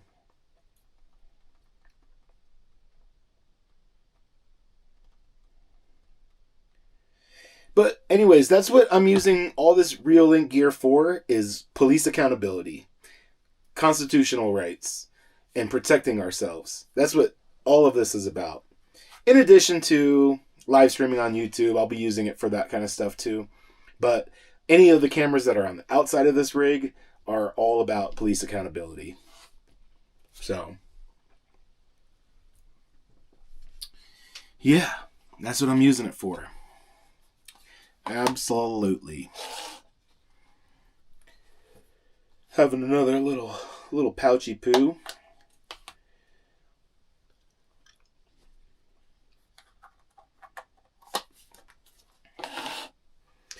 One thing I would like to do, I kind of want to do this a little bit here. I would like you guys to analyze this dude's, just the manner of speaking that this guy used. I'm gonna pull up the video real quick, and I want you guys to really watch what this looks like. Pay attention to the way his mouth moves in relation to the words that are coming out. I don't know if this guy's a lizard person or what. I mean, it is so bizarre. It really is like Uncanny Valley type shit, you know, like where it looks human, but you feel like something's off. You know, I don't know what the deal is with this, but we'll get into it here. I'll see if I can zoom in on his face, because the way it's unsettling, to say the least. All right, there we go. We'll get this going. In the hallway. I don't know. We just heard screaming. Okay. So they're saying that you might have been scared by him screaming or something like that? Okay. Was this person open when... No. I didn't see anything. Okay, so the only reason I'm talking to you is because they said you might have been scared by him screaming. Were you scared or anything like that? startled me awake, but So you were in a dead sleep and he woke you up? On a scale of 1 to 10, with 1 being a civil conversation like you and I are having right now, and 10 being screaming at the top of his lungs, what would you device level at? I typically don't answer questions. Do you guys see what I'm talking about? Is this guy a ventriloquist? It's astounding to me. Like, it's very unsettling. I don't know what the deal is. It is so freaking strange to me. Let's just watch that one more time. Here, I want to see if I can like really blow this up, because I want to get a close up of this cop's face. It's so bizarre. There we go. All right, let's try this one more time here. The cops asked me. So I think I'm just going to decline answering that question. That's fine. Oh, hold on. Let me take it back. In the hallway. I don't know. He just started screaming. Okay. So they're saying that you might have been scared by him screaming or something like that? Okay. Was this curtain open when... No. I didn't see anything. Okay, so the only reason I'm talking to you is because they said you might have been scared by him screaming. Were you scared or anything like that? It startled me awake, but So you were in a dead sleep and he woke you up? On a scale of 1 to 10, with 1 being a civil conversation like you and I are having right now, and 10 being screaming at the top of his lungs, what would you device level at? I typically don't answer questions that the cops ask me. So I think I'm just going to decline answering that question. That's fine. All right. Okay, man. That's fine. It's fine. It's all fine. If you noticed what I noticed, please say something in the chat, because it is, I don't know. It just don't seem right to me. I don't know if that guy's half lizard person or what, but it just seems off. It totally seems off to me. It's unsettling. Let me see here. Let me try to get this back. I just have to like get things back before I lose. You can lose things off the screen, and I don't want to do that. Let me see here. So, I was like, is this guy a lizard person? Is that what's going on here? Is this like a lizard person right in front of me? And one thing that I was like, you didn't see anything? You didn't, like, the words that were just, like, sliding out of his little slippery mouth. He's, like, barely moving his lips. And, like, the words are slithering out. It's, I don't know. There's something weird about that. I was thinking my phone was, like the audio was recorded not in sync with the video, but it is. It's absolutely in sync. Totally scaled. Like a lizard scaled, and one of the reasons I was kind of discussing this with a friend, and I was talking about this lizard person thing, and there is something to be said that, we have they call it the reptilian brain, the part of our brain that we're not in control of. It's like subconscious or unconscious. That's the part of our brain that's like wired for survival. That's the most primitive part of our brain. And possibly these cops, maybe that's what they kind of embody those kind of make you think like a little bit more of a reptile than a human, because they're in this fight or flight mode all the time. They don't have any empathy for people they deal with, the American people at all. And I can see how it could happen. I wouldn't want to do that job. It sounds horrible, but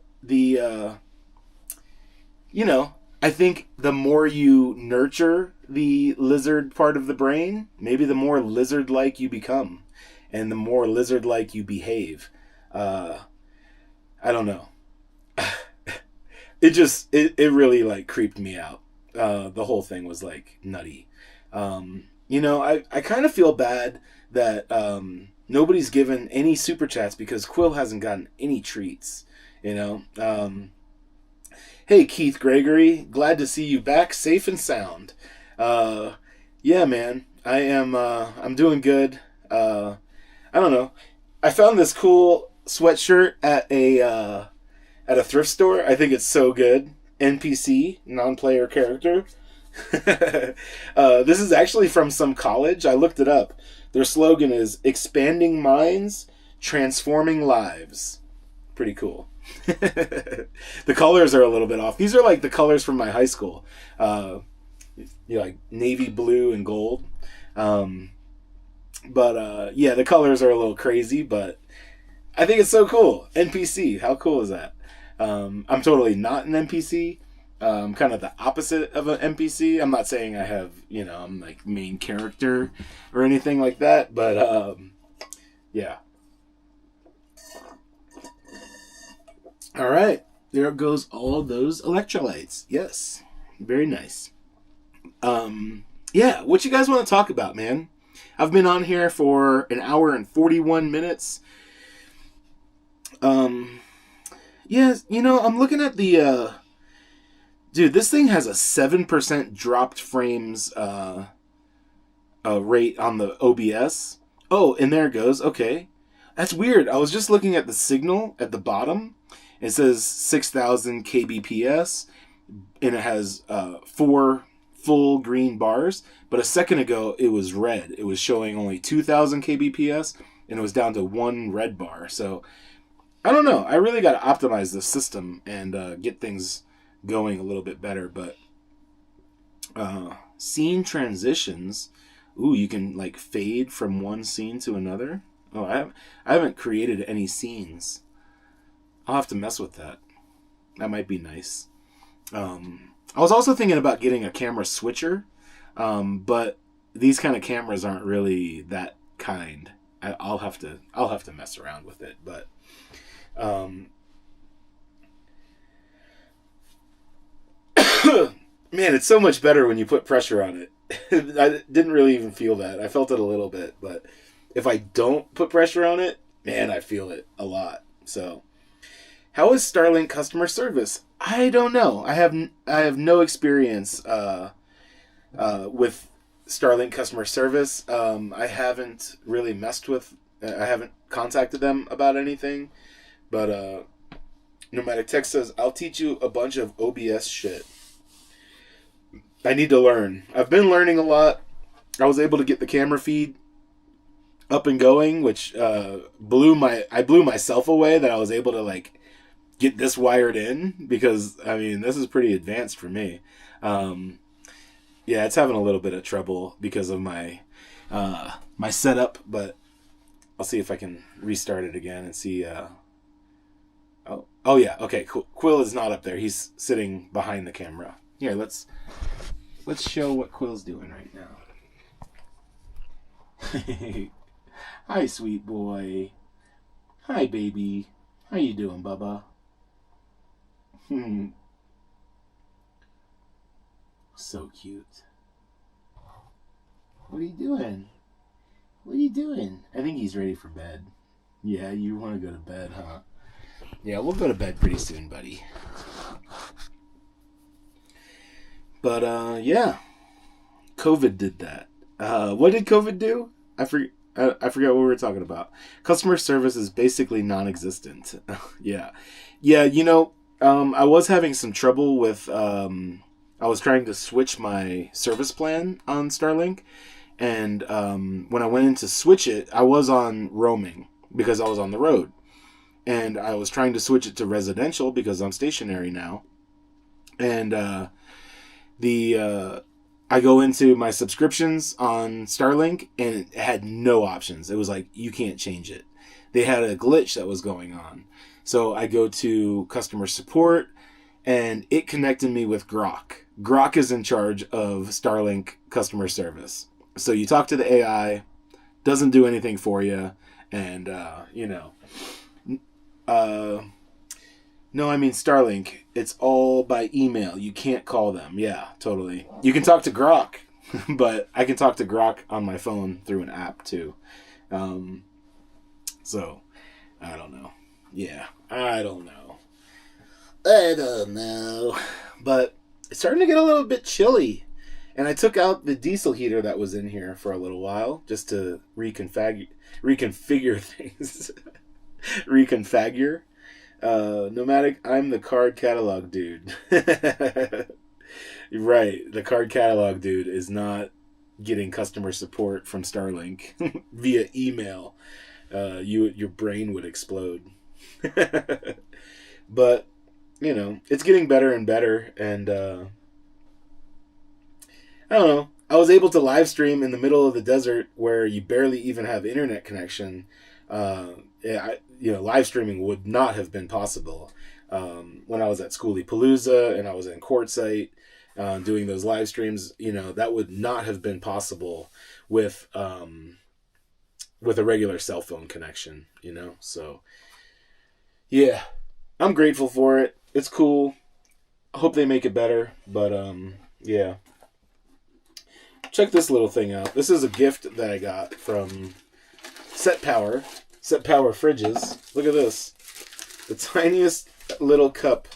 I could drink this in one gulp. Look at that. The coolest thing about it is it has this thing to close it. So it's kind of like... So there's a little hole, you know, that you can close off. But this is magnetic. It just like clicks into place. And I've never seen a cup that has a magnetic, spout cover. Kind of cool. But it's a double-lined... I mean, how big do you think that is? 6 ounces? That is so that's not even a cup of coffee for me, you know? I need to drink 2 of these. Their router hardware is trash. You know, and I heard so many people talking about the Starlink router, that it was good, like it had great range and stuff, and I have not had that experience. But I also have a different generation. I don't know, maybe the first gen or second gen was a little bit better, but it doesn't seem like it has very great range at all, and not been too impressed with it, but it's working, and I'm gonna keep improving it. What I'm gonna do is I'm gonna make Starlink only send and receive the internet, and I'm gonna let another router handle the Wi-Fi. So Starlink only has to deal with the internet, and the Wi-Fi will be the thing is like a shot glass. It's so tiny. I'm like, oh, what am I gonna do with this? This thing's just gonna piss me off. Come here, buddy. Hold on. His little light up leash, or his little light up collar. He doesn't need that anymore. I just put that on for the live stream because it was cute. Come up. Back down. Right here. Come on. Yes, that's what I wanted. That's a good boy. Stay right there. There we go. I'm going to give him a treat anyways. Nobody gave a super chat for Quill to get treats, but he just deserves one because he's really been a good boy for the last at least hour. Right, buddy? Right, Mr. Buddy? He's such a good boy. You're a little stinky. Yeah, it's my good boy. He's my best friend. Yeah, he's my best friend. Oh, yeah. He's such a good boy.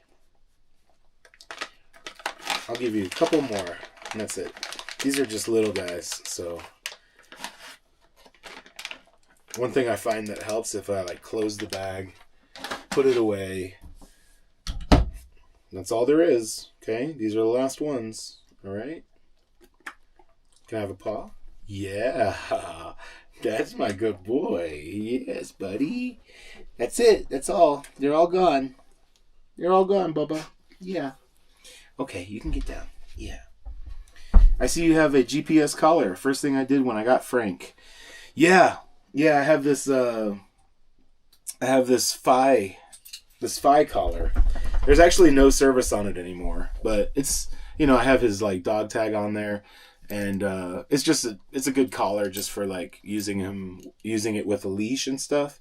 But this was great for the first year. I had 1 year of service on him, and he was obviously a flight risk because he was out roaming around for a week here on his own with no support of any kind, and I figured he was a pretty big flight risk, and I didn't want to lose him. So I got him a GPS collar so that I had a hope of catching him or finding him if he was to run off. But he never did. He was always really good. He's off leash. I can let him out. He can run around my property, and I don't even have to worry about him. One thing I've been doing, actually, is when I'm not here, I put him in the school bus, and he knows how to open the door. So if he needs to let himself out, he just pushes the door open. He'll let himself out to pee. He can run around. When I'm not here, he's like... He's pretty chill when I'm not here. He just likes to hang out in the bus. You know, he'll go outside if someone comes over here and like greet them, but he stays on the property and he's really good about it. So, hey, a little bit too much, buddy. Yeah, a little bit too much, Bubba. Yeah, he's a good boy. He's such a good boy. You should go back up there. Go back up there. Up. All the way. All the way. Yep. Lay down. Lay down. Lay down. Go on your bed. Go to your place. Place. There you go. You play with your toy and lay down. That's a good buddy. Yeah, that's a good boy. So, who's taking care of who, right? Yeah, he's really... Ooh. Get it, buddy. Get it. It's this angle is kind of tough because, like, you can't see Quill for the most part. Oh, get back up there, Bubba. Get back up there. Come on. Give me that. Give me that. Oh, I got it. I got it. This is a squishmallow. It has like a crinkly thing in there. You want to get it? Go get it. He's wild. Glad you're feeling better, Paulie. I just watched the vids of the ER episode. Dude, I totally forgot to fucking send that to you, Tribe Called Cookies. Normally I do send that type of stuff to you, but yeah. What did you think about that whole thing, huh? Pretty wild, pretty wild. Never would have expected to be pulled over in an ER. He pulled over my hospital bed. Nomadic Tech. Yeah, man. You remember Tribe Called Cookies? Heck yeah. Tribe Called Cookies is my favorite troll on the internet. You know, I mean that with all due respect and all the love in the world, brother. He's a troll of epic proportions. Insane, man. Should have texted me. It totally slipped my mind, man. I was not... that is something I would usually send to you, but I don't know why I didn't realize, but because YouTube notifications are 78 hours late. Yeah, for real. Yeah, man. Look, it's a big old reunion. It's like 7 years ago right now. Oh, man. There's going to be a whole lot of live streams coming where you guys can watch me sleep and fart in my sleep and snore and all that stuff. Tribe's wit is exclusive. Hunter, you know Tribe as well? Oh. Yeah, the only other troll that's worth mentioning, you know, Tribe's cousin, Skiwi, another troll of epic proportions. But I love my trolls, man. Bring it on. Bring it on. Bubba, you're getting a little bitey. Yeah. Ow! Don't bite me. He does bite. I mean, not bad, but, you know, he does those little, what are they? Like herding dogs. They do this little nip, like where they nip at, Hunter is the Iowa legend. I had no idea, man. Kempton, yes, you're late. You're very late. I've been live streaming for 1 hour and 55 minutes. I know you have a very busy social life, and I don't hold it against you. But yeah, I've been live streaming for quite a while now. Yeah, I heard that you can't fart in your sleep. I'm not sure the accuracy of that, though. You'll have to ask Tribe, because he's watched me sleep several times on sleep streams. He doesn't have any husky in him. This guy is a weird combination. He is he's a border collie, which I feel like he looks mostly like a border collie, but he's very big for a border collie. He is also Rottweiler, so you can see. Hey, no, come on. He has the eyebrows, the brown and the black markings of a Rottweiler a little bit. But he's also a Chow Chow. So that's where he gets all of his poofy hair from. Come on, back up. I'm afraid he's going to turn off the internet. He's standing on the power strip where there's a power switch and he can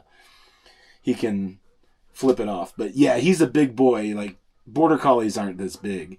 He's got a big old fat head like a Rottweiler. He's got his ears that are all poofy and stuff like a Chow Chow. He's a bit bitey like a Chow Chow. He gets into these like shark modes where he'll like snap in the air, like rot. So he's a good mix of a mutt. Yeah, he's all the best parts of I mean, I think he's such an interesting dog. I mean, he's very unique and I love him to death. He's the best. Chow Chows are cool. My dad had a Chow Chow and golden mix. I mean, I've never really heard anybody say that Chow Chows are cool. Chow Chows, no, his tongue's not purple. He has like some maybe purple on his gums, but not on his tongue. So he didn't get that gene. But, yeah. Well, shit, I'm here now. Yeah, you are. Thanks for joining in. But yeah, I mean, I feel like everybody as a kid had a story about a Chow Chow that would bite. I know I had a couple of interactions with Chow Chows as a kid that were like sketchy. There was some bad ones there. They can be nippy bitey. Yeah, they can, definitely. And he can definitely get there too, for sure. But let me see. Does he have his balls? No, sadly he doesn't, because I would love to have another one just like him. Oh, hi, Bubba. Intelligent dogs are the best. He is super intelligent. He really is very smart. He outsmarts me sometimes. We'll run around. He loves it when I chase him, and he'll like run around the car or the building. He'll just haul ass all over the property, and he tricks me all the time. Like, I'll try to guess which direction he's going. He switches it up and fools me. It's pretty crazy. Oh, buddy. He does love me. I don't know if it's love or the fact that I give him food. I don't know. I kind of feel like dogs do love their owners in a way. He's definitely bonded with me. He's definitely like we've definitely got a connection of some kind. But I don't know if dogs feel love. Like, do they? What do you guys think? What do you think, Quill? Do you love me? Because I love you. I love you. I love you. I love you. I love you. You give me kisses. What? What, Bubba? Let me pet you. Oh, that's nice. Be nice. Yes, that's a good boy. How come you don't use that peppermint oil to keep the mice out of the cars there? Because I don't think it works. I mean, I've never tried it. Oh, I should probably turn this back. I've never tried it, but I have neighbors that try it and stuff, and they still get mice. The rats and the mice out here are on another level, dude. They don't take deterrence very, very much at all. One thing I think, I'm going to try soon. I've heard that, like, fabric softener sheets that they really hate, so I'm going to try stuffing those in some of the places that they get into. But, man, Quill, let me show you this. This is awesome. Hold on here. I will send you this real quick. Quill is a badass. He is such a badass. Here we go.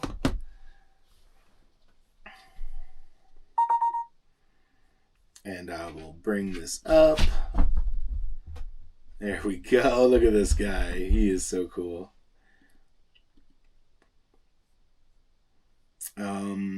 Hold on a second. That was the wrong one. There we go. AirDrop. There we go. All right. Now I can show you. He's such a funny guy. Oops. So I've been training Quill to like go after the rodents and stuff. And check this out. Oh, what happened? Oh, it's my camera's too big. Oops.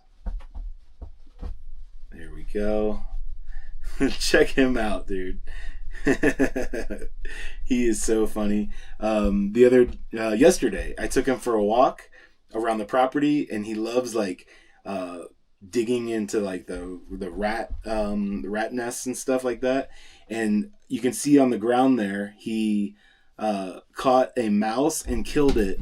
Look how pleased he looks with himself. He's like so proud of himself right there. He had just caught a mouse out in the open and killed it. You can see the mouse on the ground there. But yeah, he was so stoked. I couldn't believe he caught it. You know, he saw it and jumped across another tree and like ran over and grabbed this mouse. You see the mouse there on the ground. Here. Oh, this way. There we go. There's the mouse he got. Pretty impressive. Those things are not easy to catch. But look at that face, man. He's like so happy. So pleased with himself. That is the fourth like rodent that he's caught and killed. Stay back. Stay back, buddy. I make my peppermint spray and haven't had a rodent in 7 years.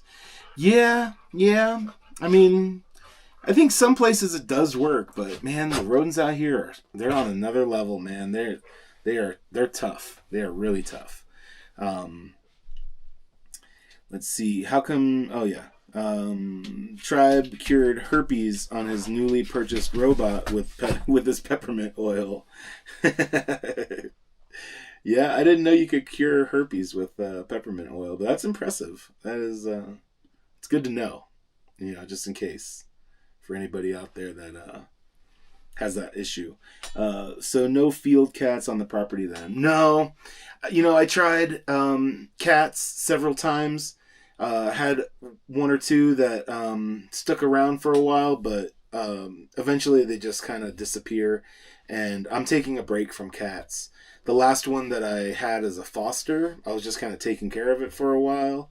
And one day, my ex-girlfriend, we were together at the time, went out there and she's like, hey, you know that there's a whole box full of kittens out there? I was like, what? What are you talking about? Well, the cat that I was fostering was very pregnant. I had her for a few days, and then suddenly we had 7 cats. So I ended up giving all of those kittens to a rescue that's in Flagstaff. I kept the mother, had her fixed, and kept her. I mean, she was confined in my shed for a long time, and a lot of times that like connects them to the property.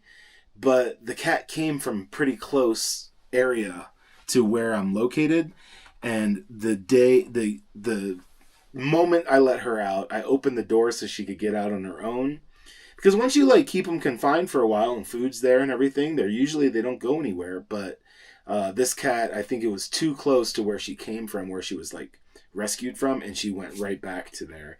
And as a matter of fact, the person at the shelter that I know, my friend Ghislaine, somebody else got her and was like, I saw your cat the other day. Like somebody else has it. So I'm taking a break on cats. I would love to have some, but I think I need a cat that's like kind of halfway tame. I don't want like a fully tame cat, like a house cat, but I think having them where I can actually touch them and hold them and stuff a little bit, but keep them really wild. I think I need a little mixture of the two, and I'm just not ready for a cat right now. A whole box full of kittens. Damn, you had a whole fleet of kittens for the property there. Yeah, I considered keeping them all too, but there's issues with that as well. There's a thing called sibling syndrome where they fight each other. You know, a lot of times it's best to separate siblings because once they get older, they they will just fight each other and stuff. So I don't know.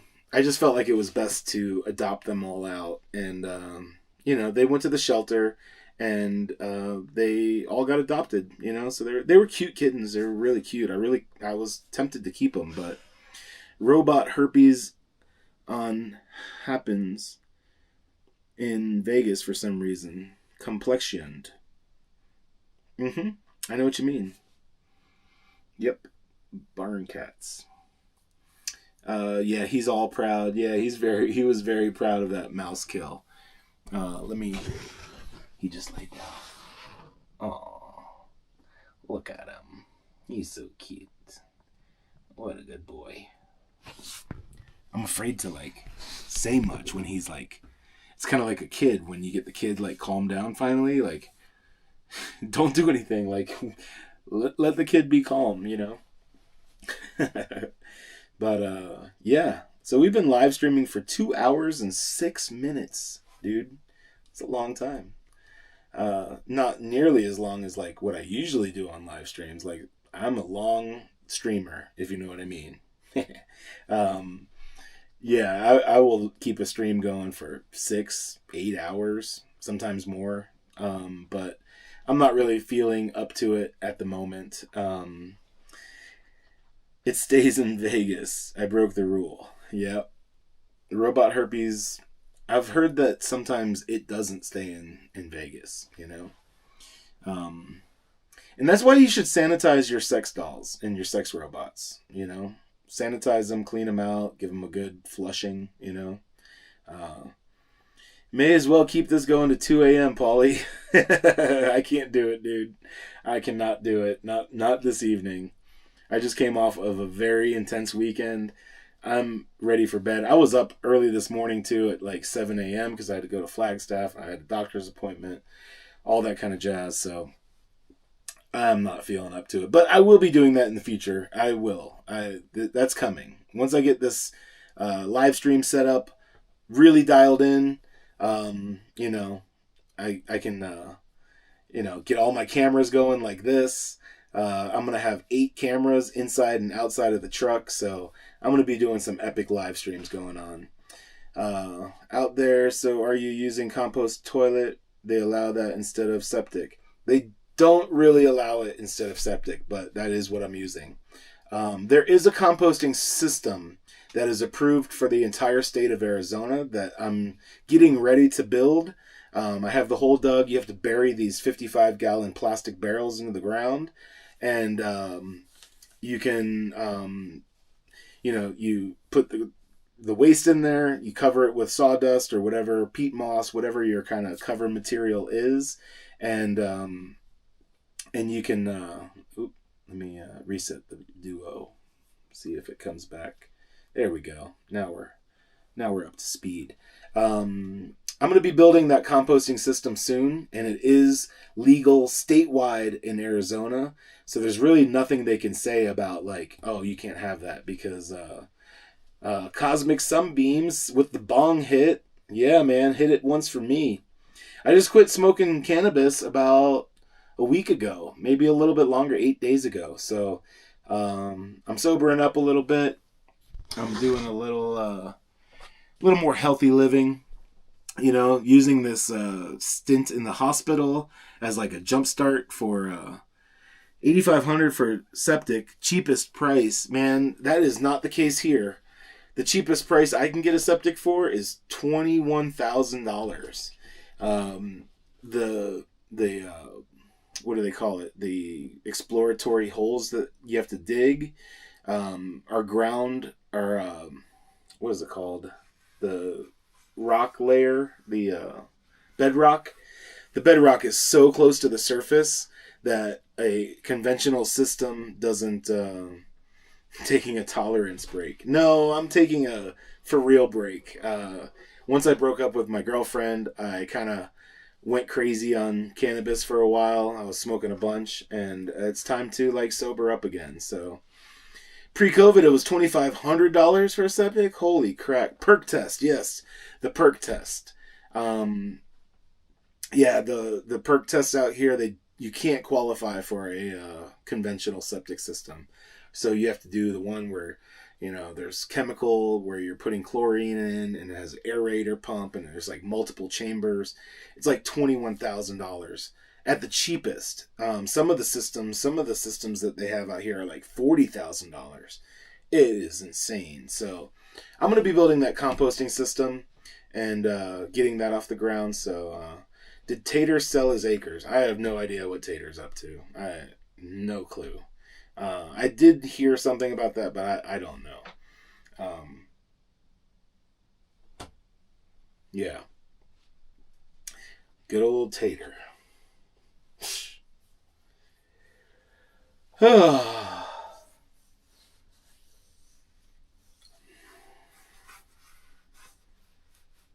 Man.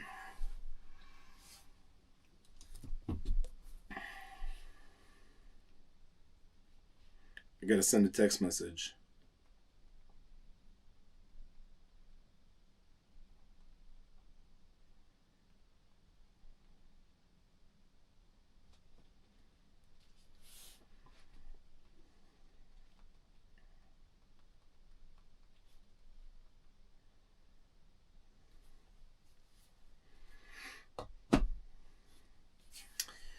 Yeah, man, yeah.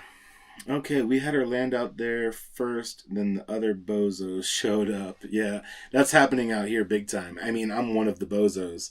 There was people out here for years where there was nobody around, but there's just people popping up everywhere now. You're watching from Los Angeles, California. Heck yeah. Hello, Los Angeles. Thanks for popping in. What time is it in California right now? It's 10:16 p.m. here. Is it 11? No, it would be earlier. 9:16 there? Something like that. Man, I'm really looking forward to getting in bed tonight. Popping an Oxy, a couple acetaminophen and a Motrin, and crashing out, man. No, I mean you and I. Now it's Tater and Mike living mooch. I'm kind of confused by that statement. No, I mean you and I. Now it's Tater and Mike. Huh. Yeah. I guess you're talking about how those bozos showed up out here. Something? Yeah. I just want to see. Oh, and just for you guys that are watching the Reolink camera, see how it keeps going gray like that? That is not the Reolink camera. It is the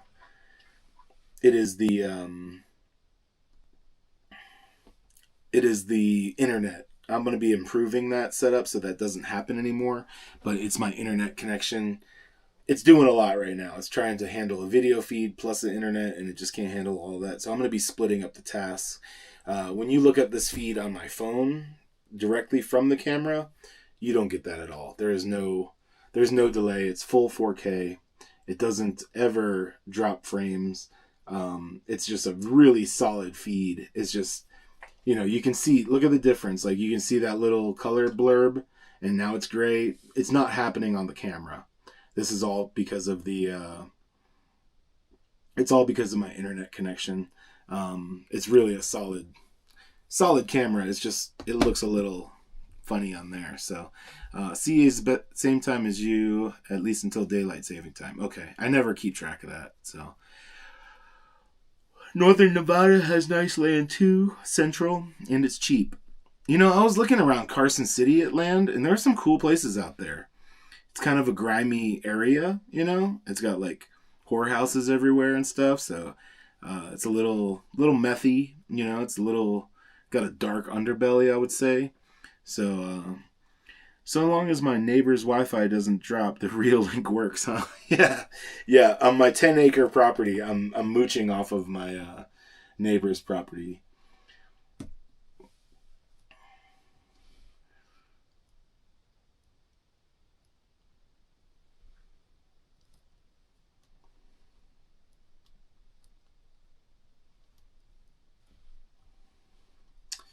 Yeah.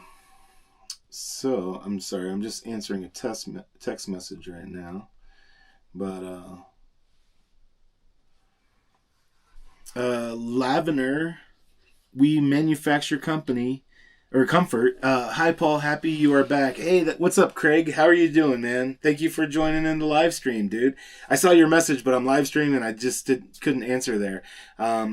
Dude, I am working on the video about the Lavender Pro 2K diesel heater, which is the most awesome diesel heater on the market. I have done, I'd say, about 70 to 80% of the work editing it. So it is amazing that our first talk is here, right? This is like, yeah, it's pretty crazy. I'm going to be really making this live stream setup even more complicated. I'm able to use the feed from my security cameras and put it through to YouTube. So that's what you're seeing, that picture in a picture there is the feed from my Reolink Duo 2. But Craig, sorry for the delay.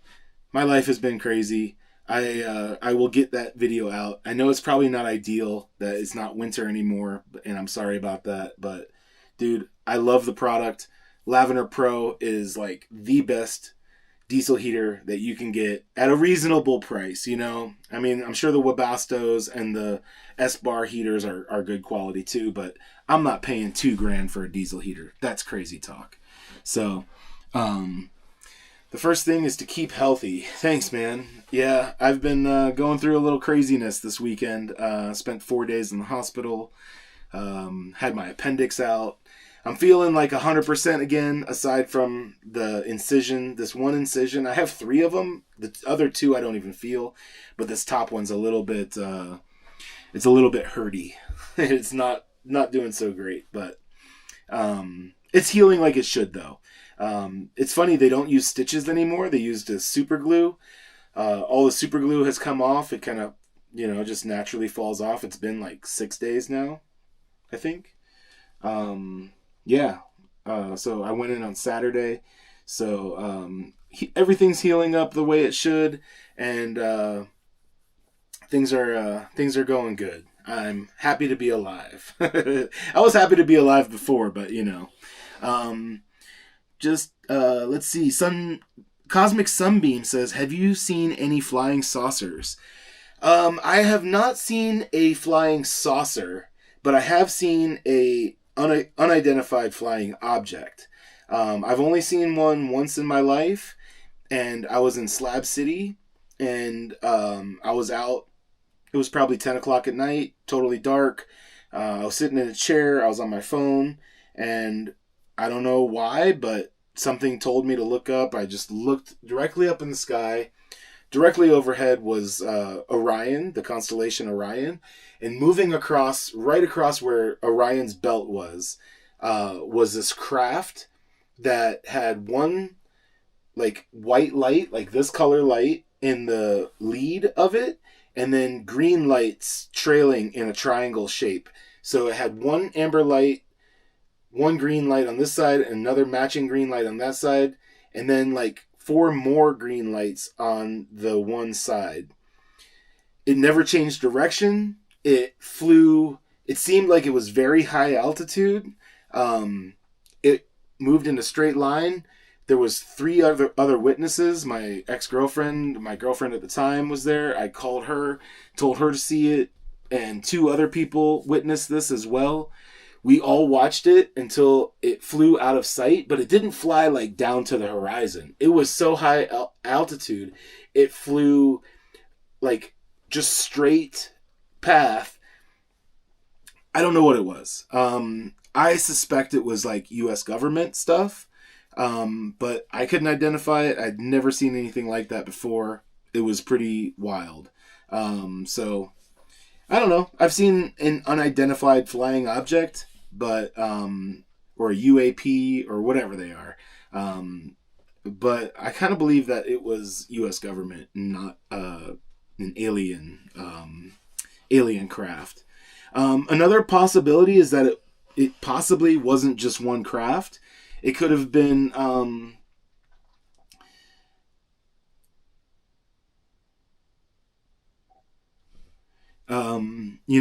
it possibly could have been what was it? 1, 2, 3, 4, 5, 6. 6 or 7. It could have been 6 or 7 separate crafts. I don't know. I don't know what I was seeing, but it was crazy. Amazon dropping off Taco Bell to someone. Yeah, totally. It was a unidentified farting object.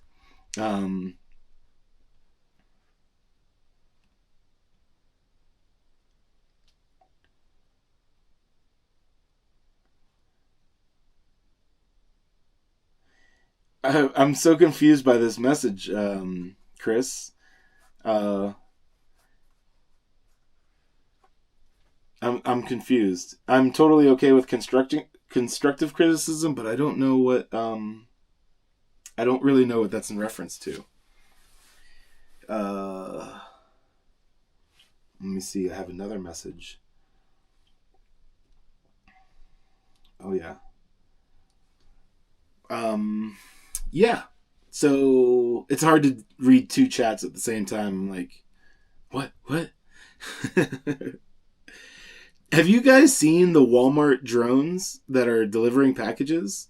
It could have been a party, could have been a sky party. But I saw some videos of it looked like like a power transfer station where they have, like where power comes in and they have all the poles and transformers and stuff like in a little lot. It looked like that, except it was these poles that the drones could like dock into and recharge and resupply with new packages. And it was so wild. There was like some drones were attached into the like dock. Other drones were staging around, like waiting to dock. And I don't know, it was pretty crazy. But that shit's coming, man. It's coming. There are a lot of delivery drones in our futures, so many more sightings are coming.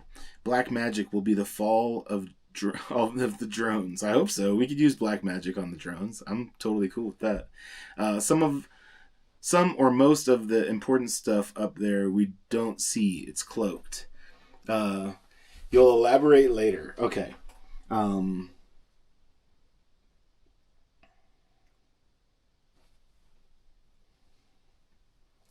so confused, Chris. I have no idea. Our environment is easily manipulated. Yeah, our reality is easily manipulated, for sure. Yeah. Kind of makes you wonder if it's even reality, you know? I don't know. It's hard to say. But, yeah, I'm trying something new today. I have the DJI Action 5 camera and the mic too, so I think audio is probably a little bit better than usual. Usually I just use my laptop, which is not great. So, doing some upgrading there. That's cool. LMAO. Our reality is easily and often manipulated. Yes. Are you guys familiar with Bashar? Dude, I've been listening to time is easily manipulated too. Yeah, time is not how we perceive it. Have you heard of this guy, Bashar? I've been watching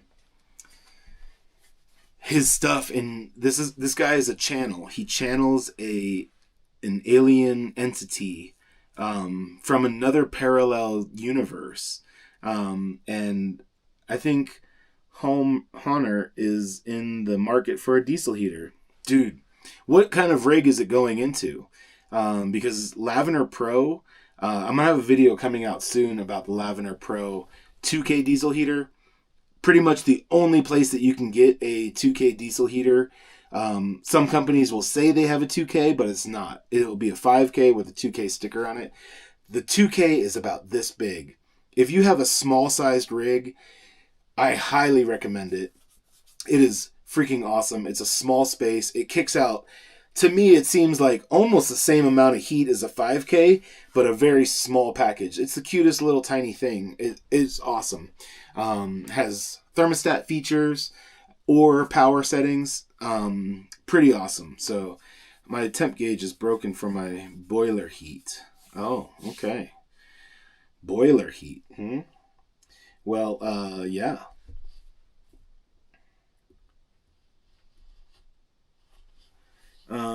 Honor sold all of his toys to get a van. So, yeah, if you got a van, dude, look up the Lavender Pro 2K diesel heater. It is freaking awesome. And it's perfect for a van.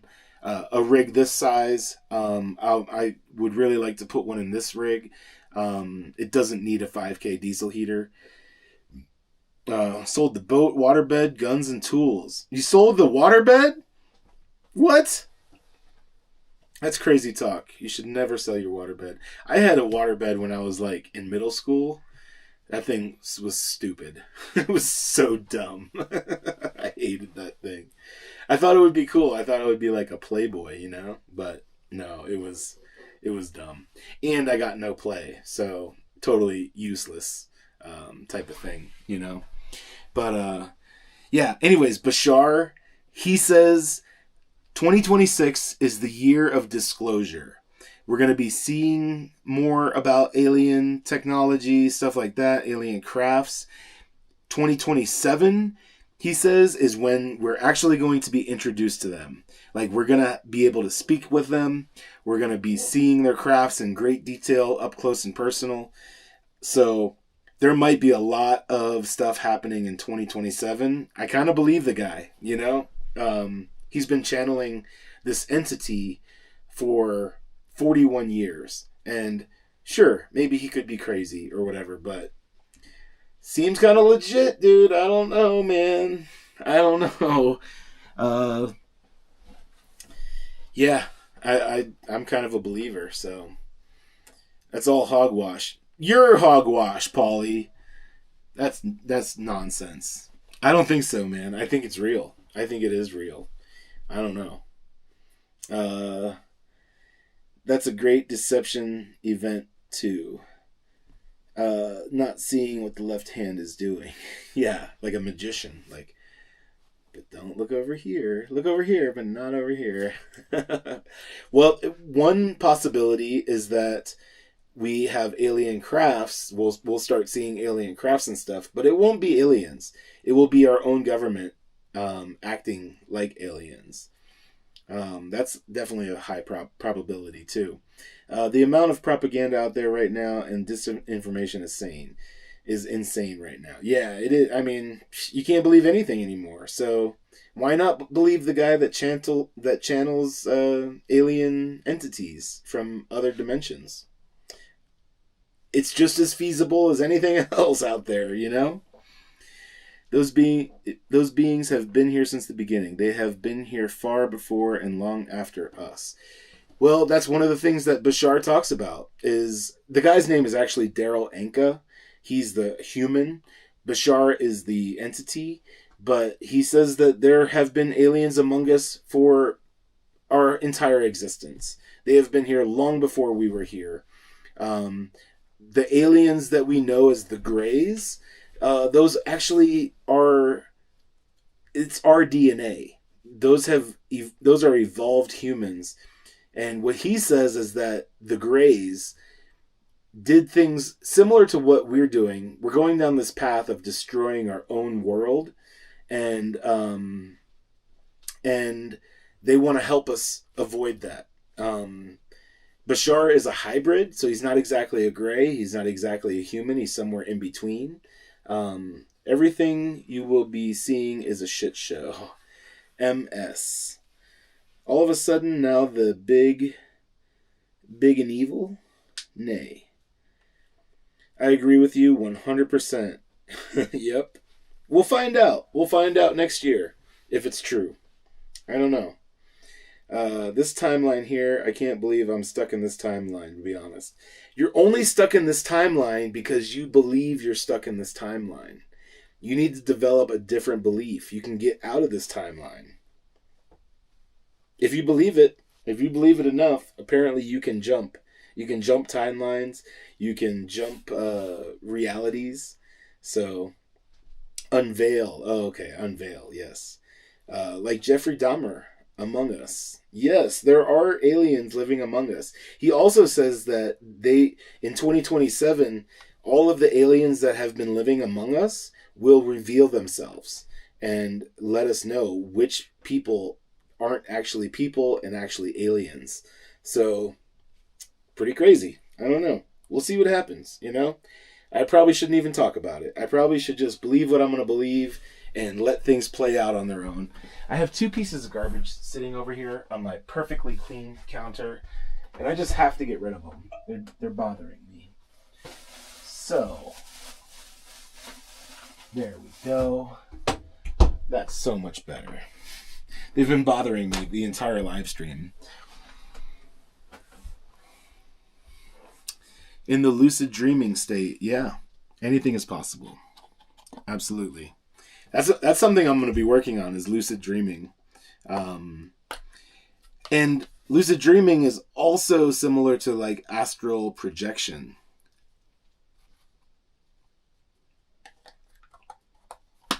Dude, I totally believe it. So many hybrids out there. They've been among us for centuries.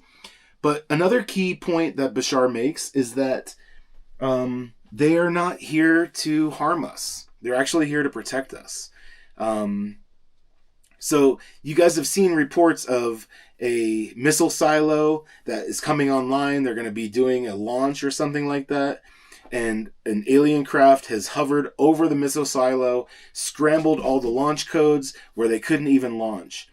Bashar claims that they won't allow us to have a thermonuclear war and destroy this planet because we're too valuable to them. They want our DNA. They need us for survival as much as, like we're valuable to them. So they're not going to allow a thermonuclear war happen. So your neighbor, your teacher, your professor, your doctor, your mailman, they've seen us destroy ourselves, our planets, for centuries in our time. They have seen us do it all. Oh yeah, they have. And they've been here for it, And I feel like they have protected us in a way, We have done this over and over and over on this planet and on other planets. We still don't get it. Yeah, we're going to start getting it, dude. There's a change. There's a change in our consciousness and our change in our... I don't know. I feel it. Like this year, a big shift has happened. And it's definitely happened for me. And I have changed everything in my life. And I feel like it's happening on a universal level. Like it's happening with everything. And you feel like I'm listening to Coast to Coast, like Space Ghost Coast to Coast. I love that show. He like sits there with his like David Letterman cards and like hits them on the table. Cheese. That'll block you up. Yeah. So I don't know. I feel like those aliens they're here for us, dude.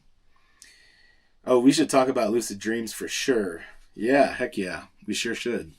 I want to learn to do it. I think I have done it a little bit in the past where I knew I was in a dream and I was able to fly, and I've kind of like not done that in a long time, but I really want to get back to that.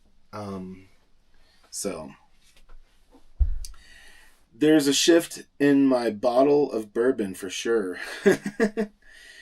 Like Art Bell. Right. Art Bell is one of the people that Bashar has talked about, or at least Daryl Anka has talked about. Ex-Skunk Works guy once said, anything you can imagine and then some, we have already done. Yeah. And it's true. Dude, I believe it. I totally believe it. Yep. People are really being held hostage by,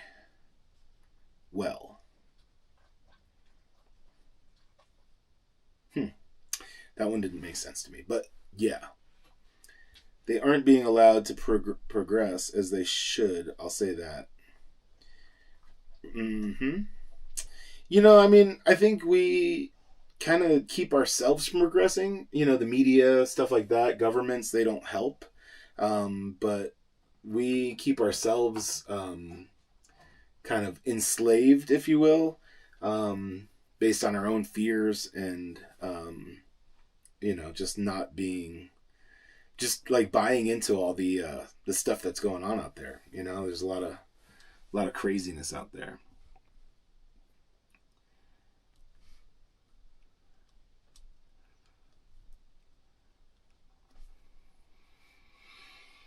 Hmm. Yeah. What are we at now? We're at 2 hours and 35 minutes. When you look at the numbers, it's virtually impossible that we aren't alone. Right. The tech exists to make trucking, oil, fuel, power grids, airlines obsolete. Certain tech is being held hostage and under wraps. Okay, so that is one of the things that I've thought about since I was like a little kid, actually, is that we're not going to progress as a species until we develop a clean, unlimited power source like alien technology. As long as our energy depends on explosions, nuclear, coal, all of those kind of things, they're all just fires, Unless we can have a different, unlimited energy source, we're not really going to graduate to the next level. And maybe it's alien technology that will get us there or whatever. And mostly because those in control know that's bad for business. Absolutely. It's all about money and control. Oh, that's everything, Yeah, it'll completely change society. If we had free, unlimited energy for the entire world, there would be nothing for them to make money on. It would completely fuck up all of the Zionist, control in this world, that really, actually runs everything behind a curtain. People will welcome AI, and it will be the instrument of their death, and they celebrate its introduction. That's another, that's a thing. It's like, yeah, like I said, humans really aren't that smart. Yeah. Even AI has said, what's their prediction on whether or not AI will destroy us? They give us a 25% chance of survival. That's pretty low. I don't like those odds. I wish it was kind of weighed in the other direction, but that's where we're at. Yeah, money won't mean shit when society collapses. That's what everybody's talking about now, is like stacking all this money. I'm like, you can stack as much money as you want. If it's not worth anything, what good is it going to be? You light it on fire to stay warm, yeah. So, yeah, when money isn't money anymore, when money's not worth, it's already not worth anything. It's already representative of debt rather than value. That's when things are really gonna go awry, Man, Tribe Called Cookies, you are on one tonight. And these things happen because humans cannot be allowed to breed like rabbits. There's a certain global number that people have to be under at all costs.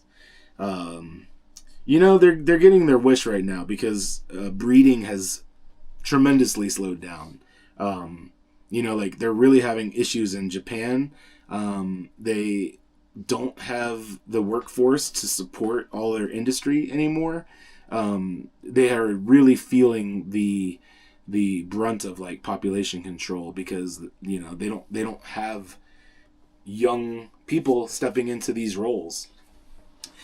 So I think the world's population is kind of slowing a little bit right now. People like me. I don't have kids. I didn't breed. A lot of people I know don't breed. It's not like it was 50 years ago at all. Everybody was a breeder back in the day. So, encoding overloaded. Consider turning down... Oh, I had this warning message. Maybe that's where the log is. That's weird. It popped up for a second, but... I saw this little warning message that popped up across the bottom of my OBS. It said, a warning message, but I wasn't able to read the whole thing before it went away. It might come back. We'll see. Yeah, my signal strength is going way down. Now it's in the red. I don't know. My CPU usage is only at 11%. That seems a little high, actually, for what I'm doing. Just running OBS in a chat on YouTube, but... China has breeding limits. Yeah. Oh, yeah, definitely. You have too many kids, they smash that kid's head with a rock. I don't know if that's how they actually do it, but I'm just saying. Warning, they are now monitoring this conversation. They have been monitoring this conversation. Nothing we say is going unmonitored. These aren't things, it's all disregarded because of conspiracy theory. Oh, that's conspiracy theory. So it makes it all null and void, None of this is serious.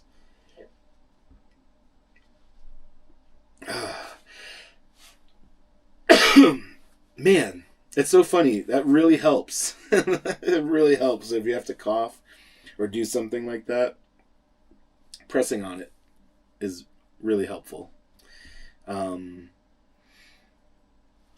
Let's see.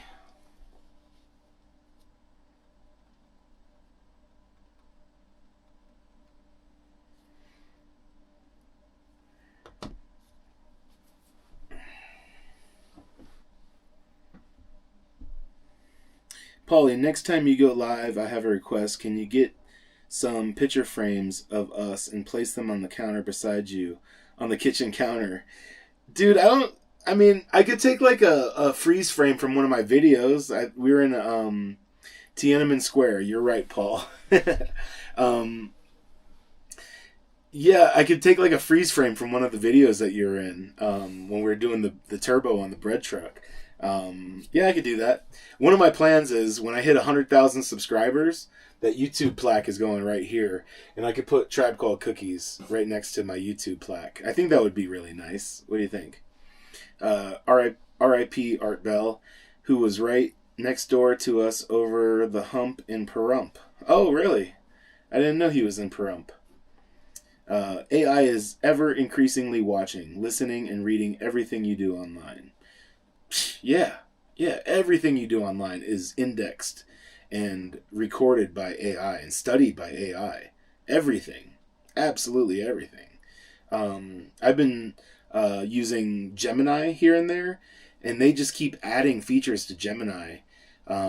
Gemini is like really, the capabilities are increasing at a scary rate, really. It's crazy. It used to be so clunky in the beginning. Now it's pretty smooth.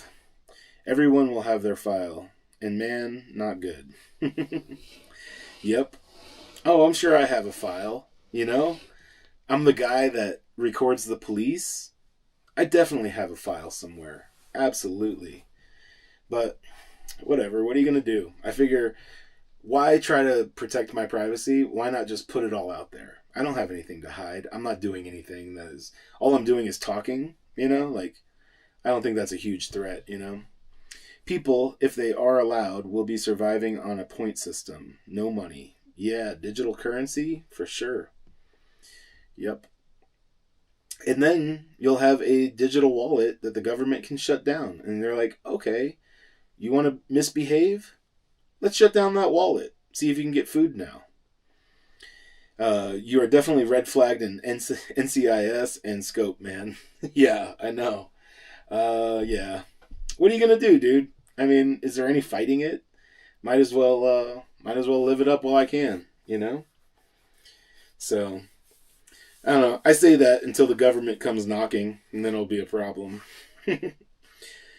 Government knows what we think. Dude, have you ever noticed, the ads, everybody knows that they listen to what you talk about, and you'll get ads based on things it hears just from your phone being in your pocket. But I've experienced this multiple times now where I didn't take a picture of something. I didn't discuss it with anybody. All I did was think about it. All I did was think I should get an extension cord for my 30 amp connection to my camper. Something like that, and I'll get a fucking ad for it. Something that I only ever thought about. Never wrote a text message to somebody about it. Never took a picture or looked it up or searched for it. Nothing. Some things that I've only thought about, I've received ads for. So either they are capable of reading our minds, or they're just becoming so good at predicting human behavior that they know what I'm going to want next. Something like that. It's pretty crazy. It's almost at the point, yes, Paulie. All you have to do is think about it and it will show up. Yeah, totally. Palantir is compiling a massive database on everyone. LexisNexis already has a massive database. That tech was being perfected in the 90s at places like Groom Lake. Yeah? I don't know about Groom Lake. I've heard that name before, but I'm not really familiar with that. I may have to Google that. And a thing called Thought Police is going to be a real thing. Oh yeah, 1984, man. It for sure is. Yep. I mean, they're already doing it in Britain. There's people in jail for making a Facebook post. And not like a really scary Facebook post or anything like that. Just saying things that the government don't want them to say. That's pretty freaking frightening. They could knock on Honor door and speak with him if he is picked up having thoughts which might be considered not well. Oh, okay. Groom Lake is Area 51. Okay, I didn't realize that. The Nellis test range. Yeah. Do you guys remember when they were gonna raid Area 51? That was pretty funny. I was really into that whole thing. It was pretty cool. Databases are being built at an alarming rate. 2 here under construction. Yeah, man. Data centers are certainly a plague. What did I do with my lighter? I had a lighter. What did I do with it? Huh. I lost my lighter. Oh well. I guess I don't need that lighter. I was just going to light a little incense. A friend has had some issues with his leg and not mentioned it, but he's getting ads for leg issues. Yeah, that's what I'm saying. They're able to either read our thoughts or predict our thoughts at a very scary, accurate, in an accurate way.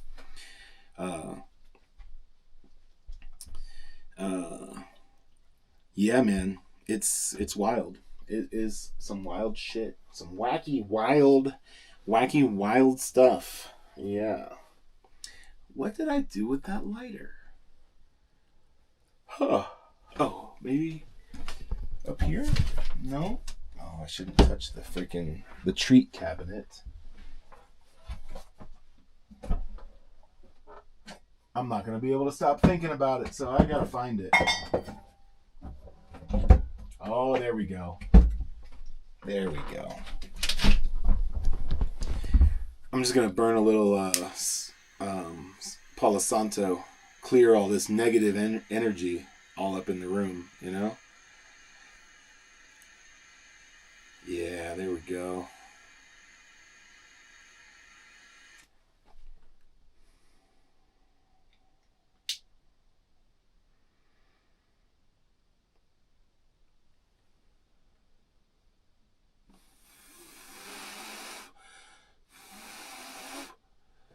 Oh yeah, there we go. I can feel the cleansing now. Oh, it's so good. Mm-hmm. Devices can grab your thoughts.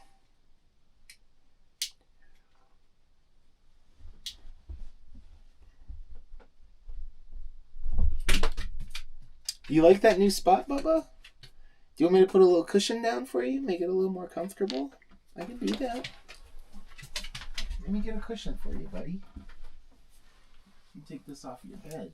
Yeah.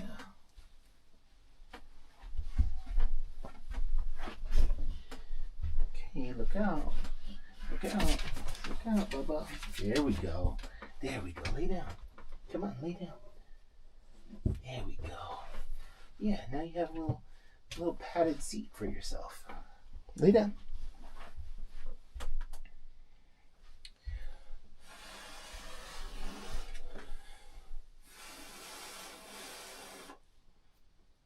Mm-hmm. Man.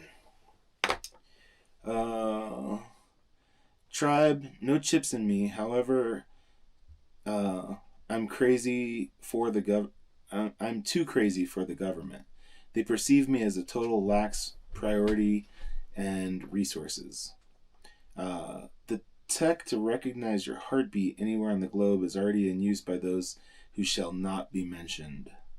Wherever on the globe your heart is beating, it can be pinged. Your energy signature as well. Yeah.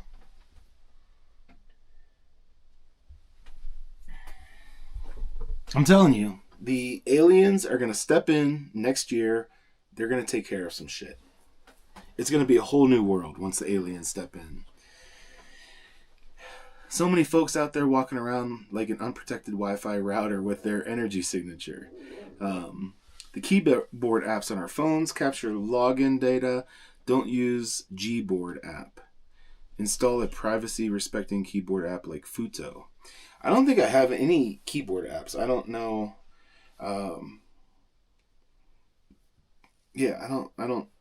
I've never used a keyboard app. I'm not familiar with those, Steve. New World, remember that. I love my Palo Santo stick that a friend gave me. It's almost gone. Oh yeah, I remember a friend that gave you that. Yeah. Be careful what you ask for, dude. I welcome it. Bring them on. Bring on the aliens. Hi, baby. Hi, baby boy. He's so ready for bed. He just wants to go lay down. He's so good. Yeah. And show him your teeth. Yeah, look at those teethers. Oh my god. Oh yeah, he's a big scary boy. Yeah. Putty. He's so ready to go to bed. Oh, Bubba. I know. It's late, huh?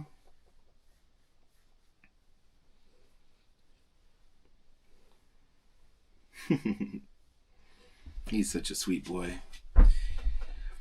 Those would be on the apps on your phone that allow you to type.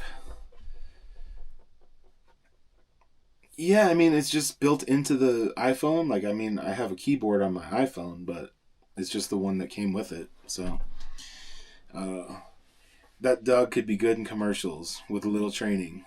Yeah, except, companies don't want a dog like this. They don't want mutts. They want purebred dogs. He's definitely a character. He would do really well, but they generally don't want mutt dogs, That's a good boy there. Yes, he is. He's a good boy. You're such a good boy. Can I have a paw? Yeah. Give me another paw. Oh, yes. High five. Oh, that's a good boy. Yeah, buddy. You want to lay down? You want to lay down? That's my good boy. Yeah. Yeah. What a good buddy. Man, I hit the dog lottery with this one. He's the coolest thing ever. He's the coolest. Well, guys, I really do kind of want to wind it down, man. This is not true. He has a good look for dog food commercials, treats, and toys. I don't know, maybe. I don't know. Look at all the ads on any of that big corporate shit. It's not mutts. They're all purebred. Dude, I swear to God, he poses for the camera. Sometimes when I'm taking pictures of him, he puffs his chest out and he really poses. Let me pull up these pictures that I took of him this winter. I took a whole bunch of pictures of him and he's just posing like a freaking model. I know, buddy. I know. Look at this picture in my you guys remember Reagan? Yeah. Pretty good. But yeah, let me get to these pictures of Quill. Oh, here we go. Here we go. He's such a pretty dog. Here we go. Check him out. Here, let me move this light for right now because we don't need that. It's just going to create a... Hold on. Let me get to the good ones. Yeah, there we go.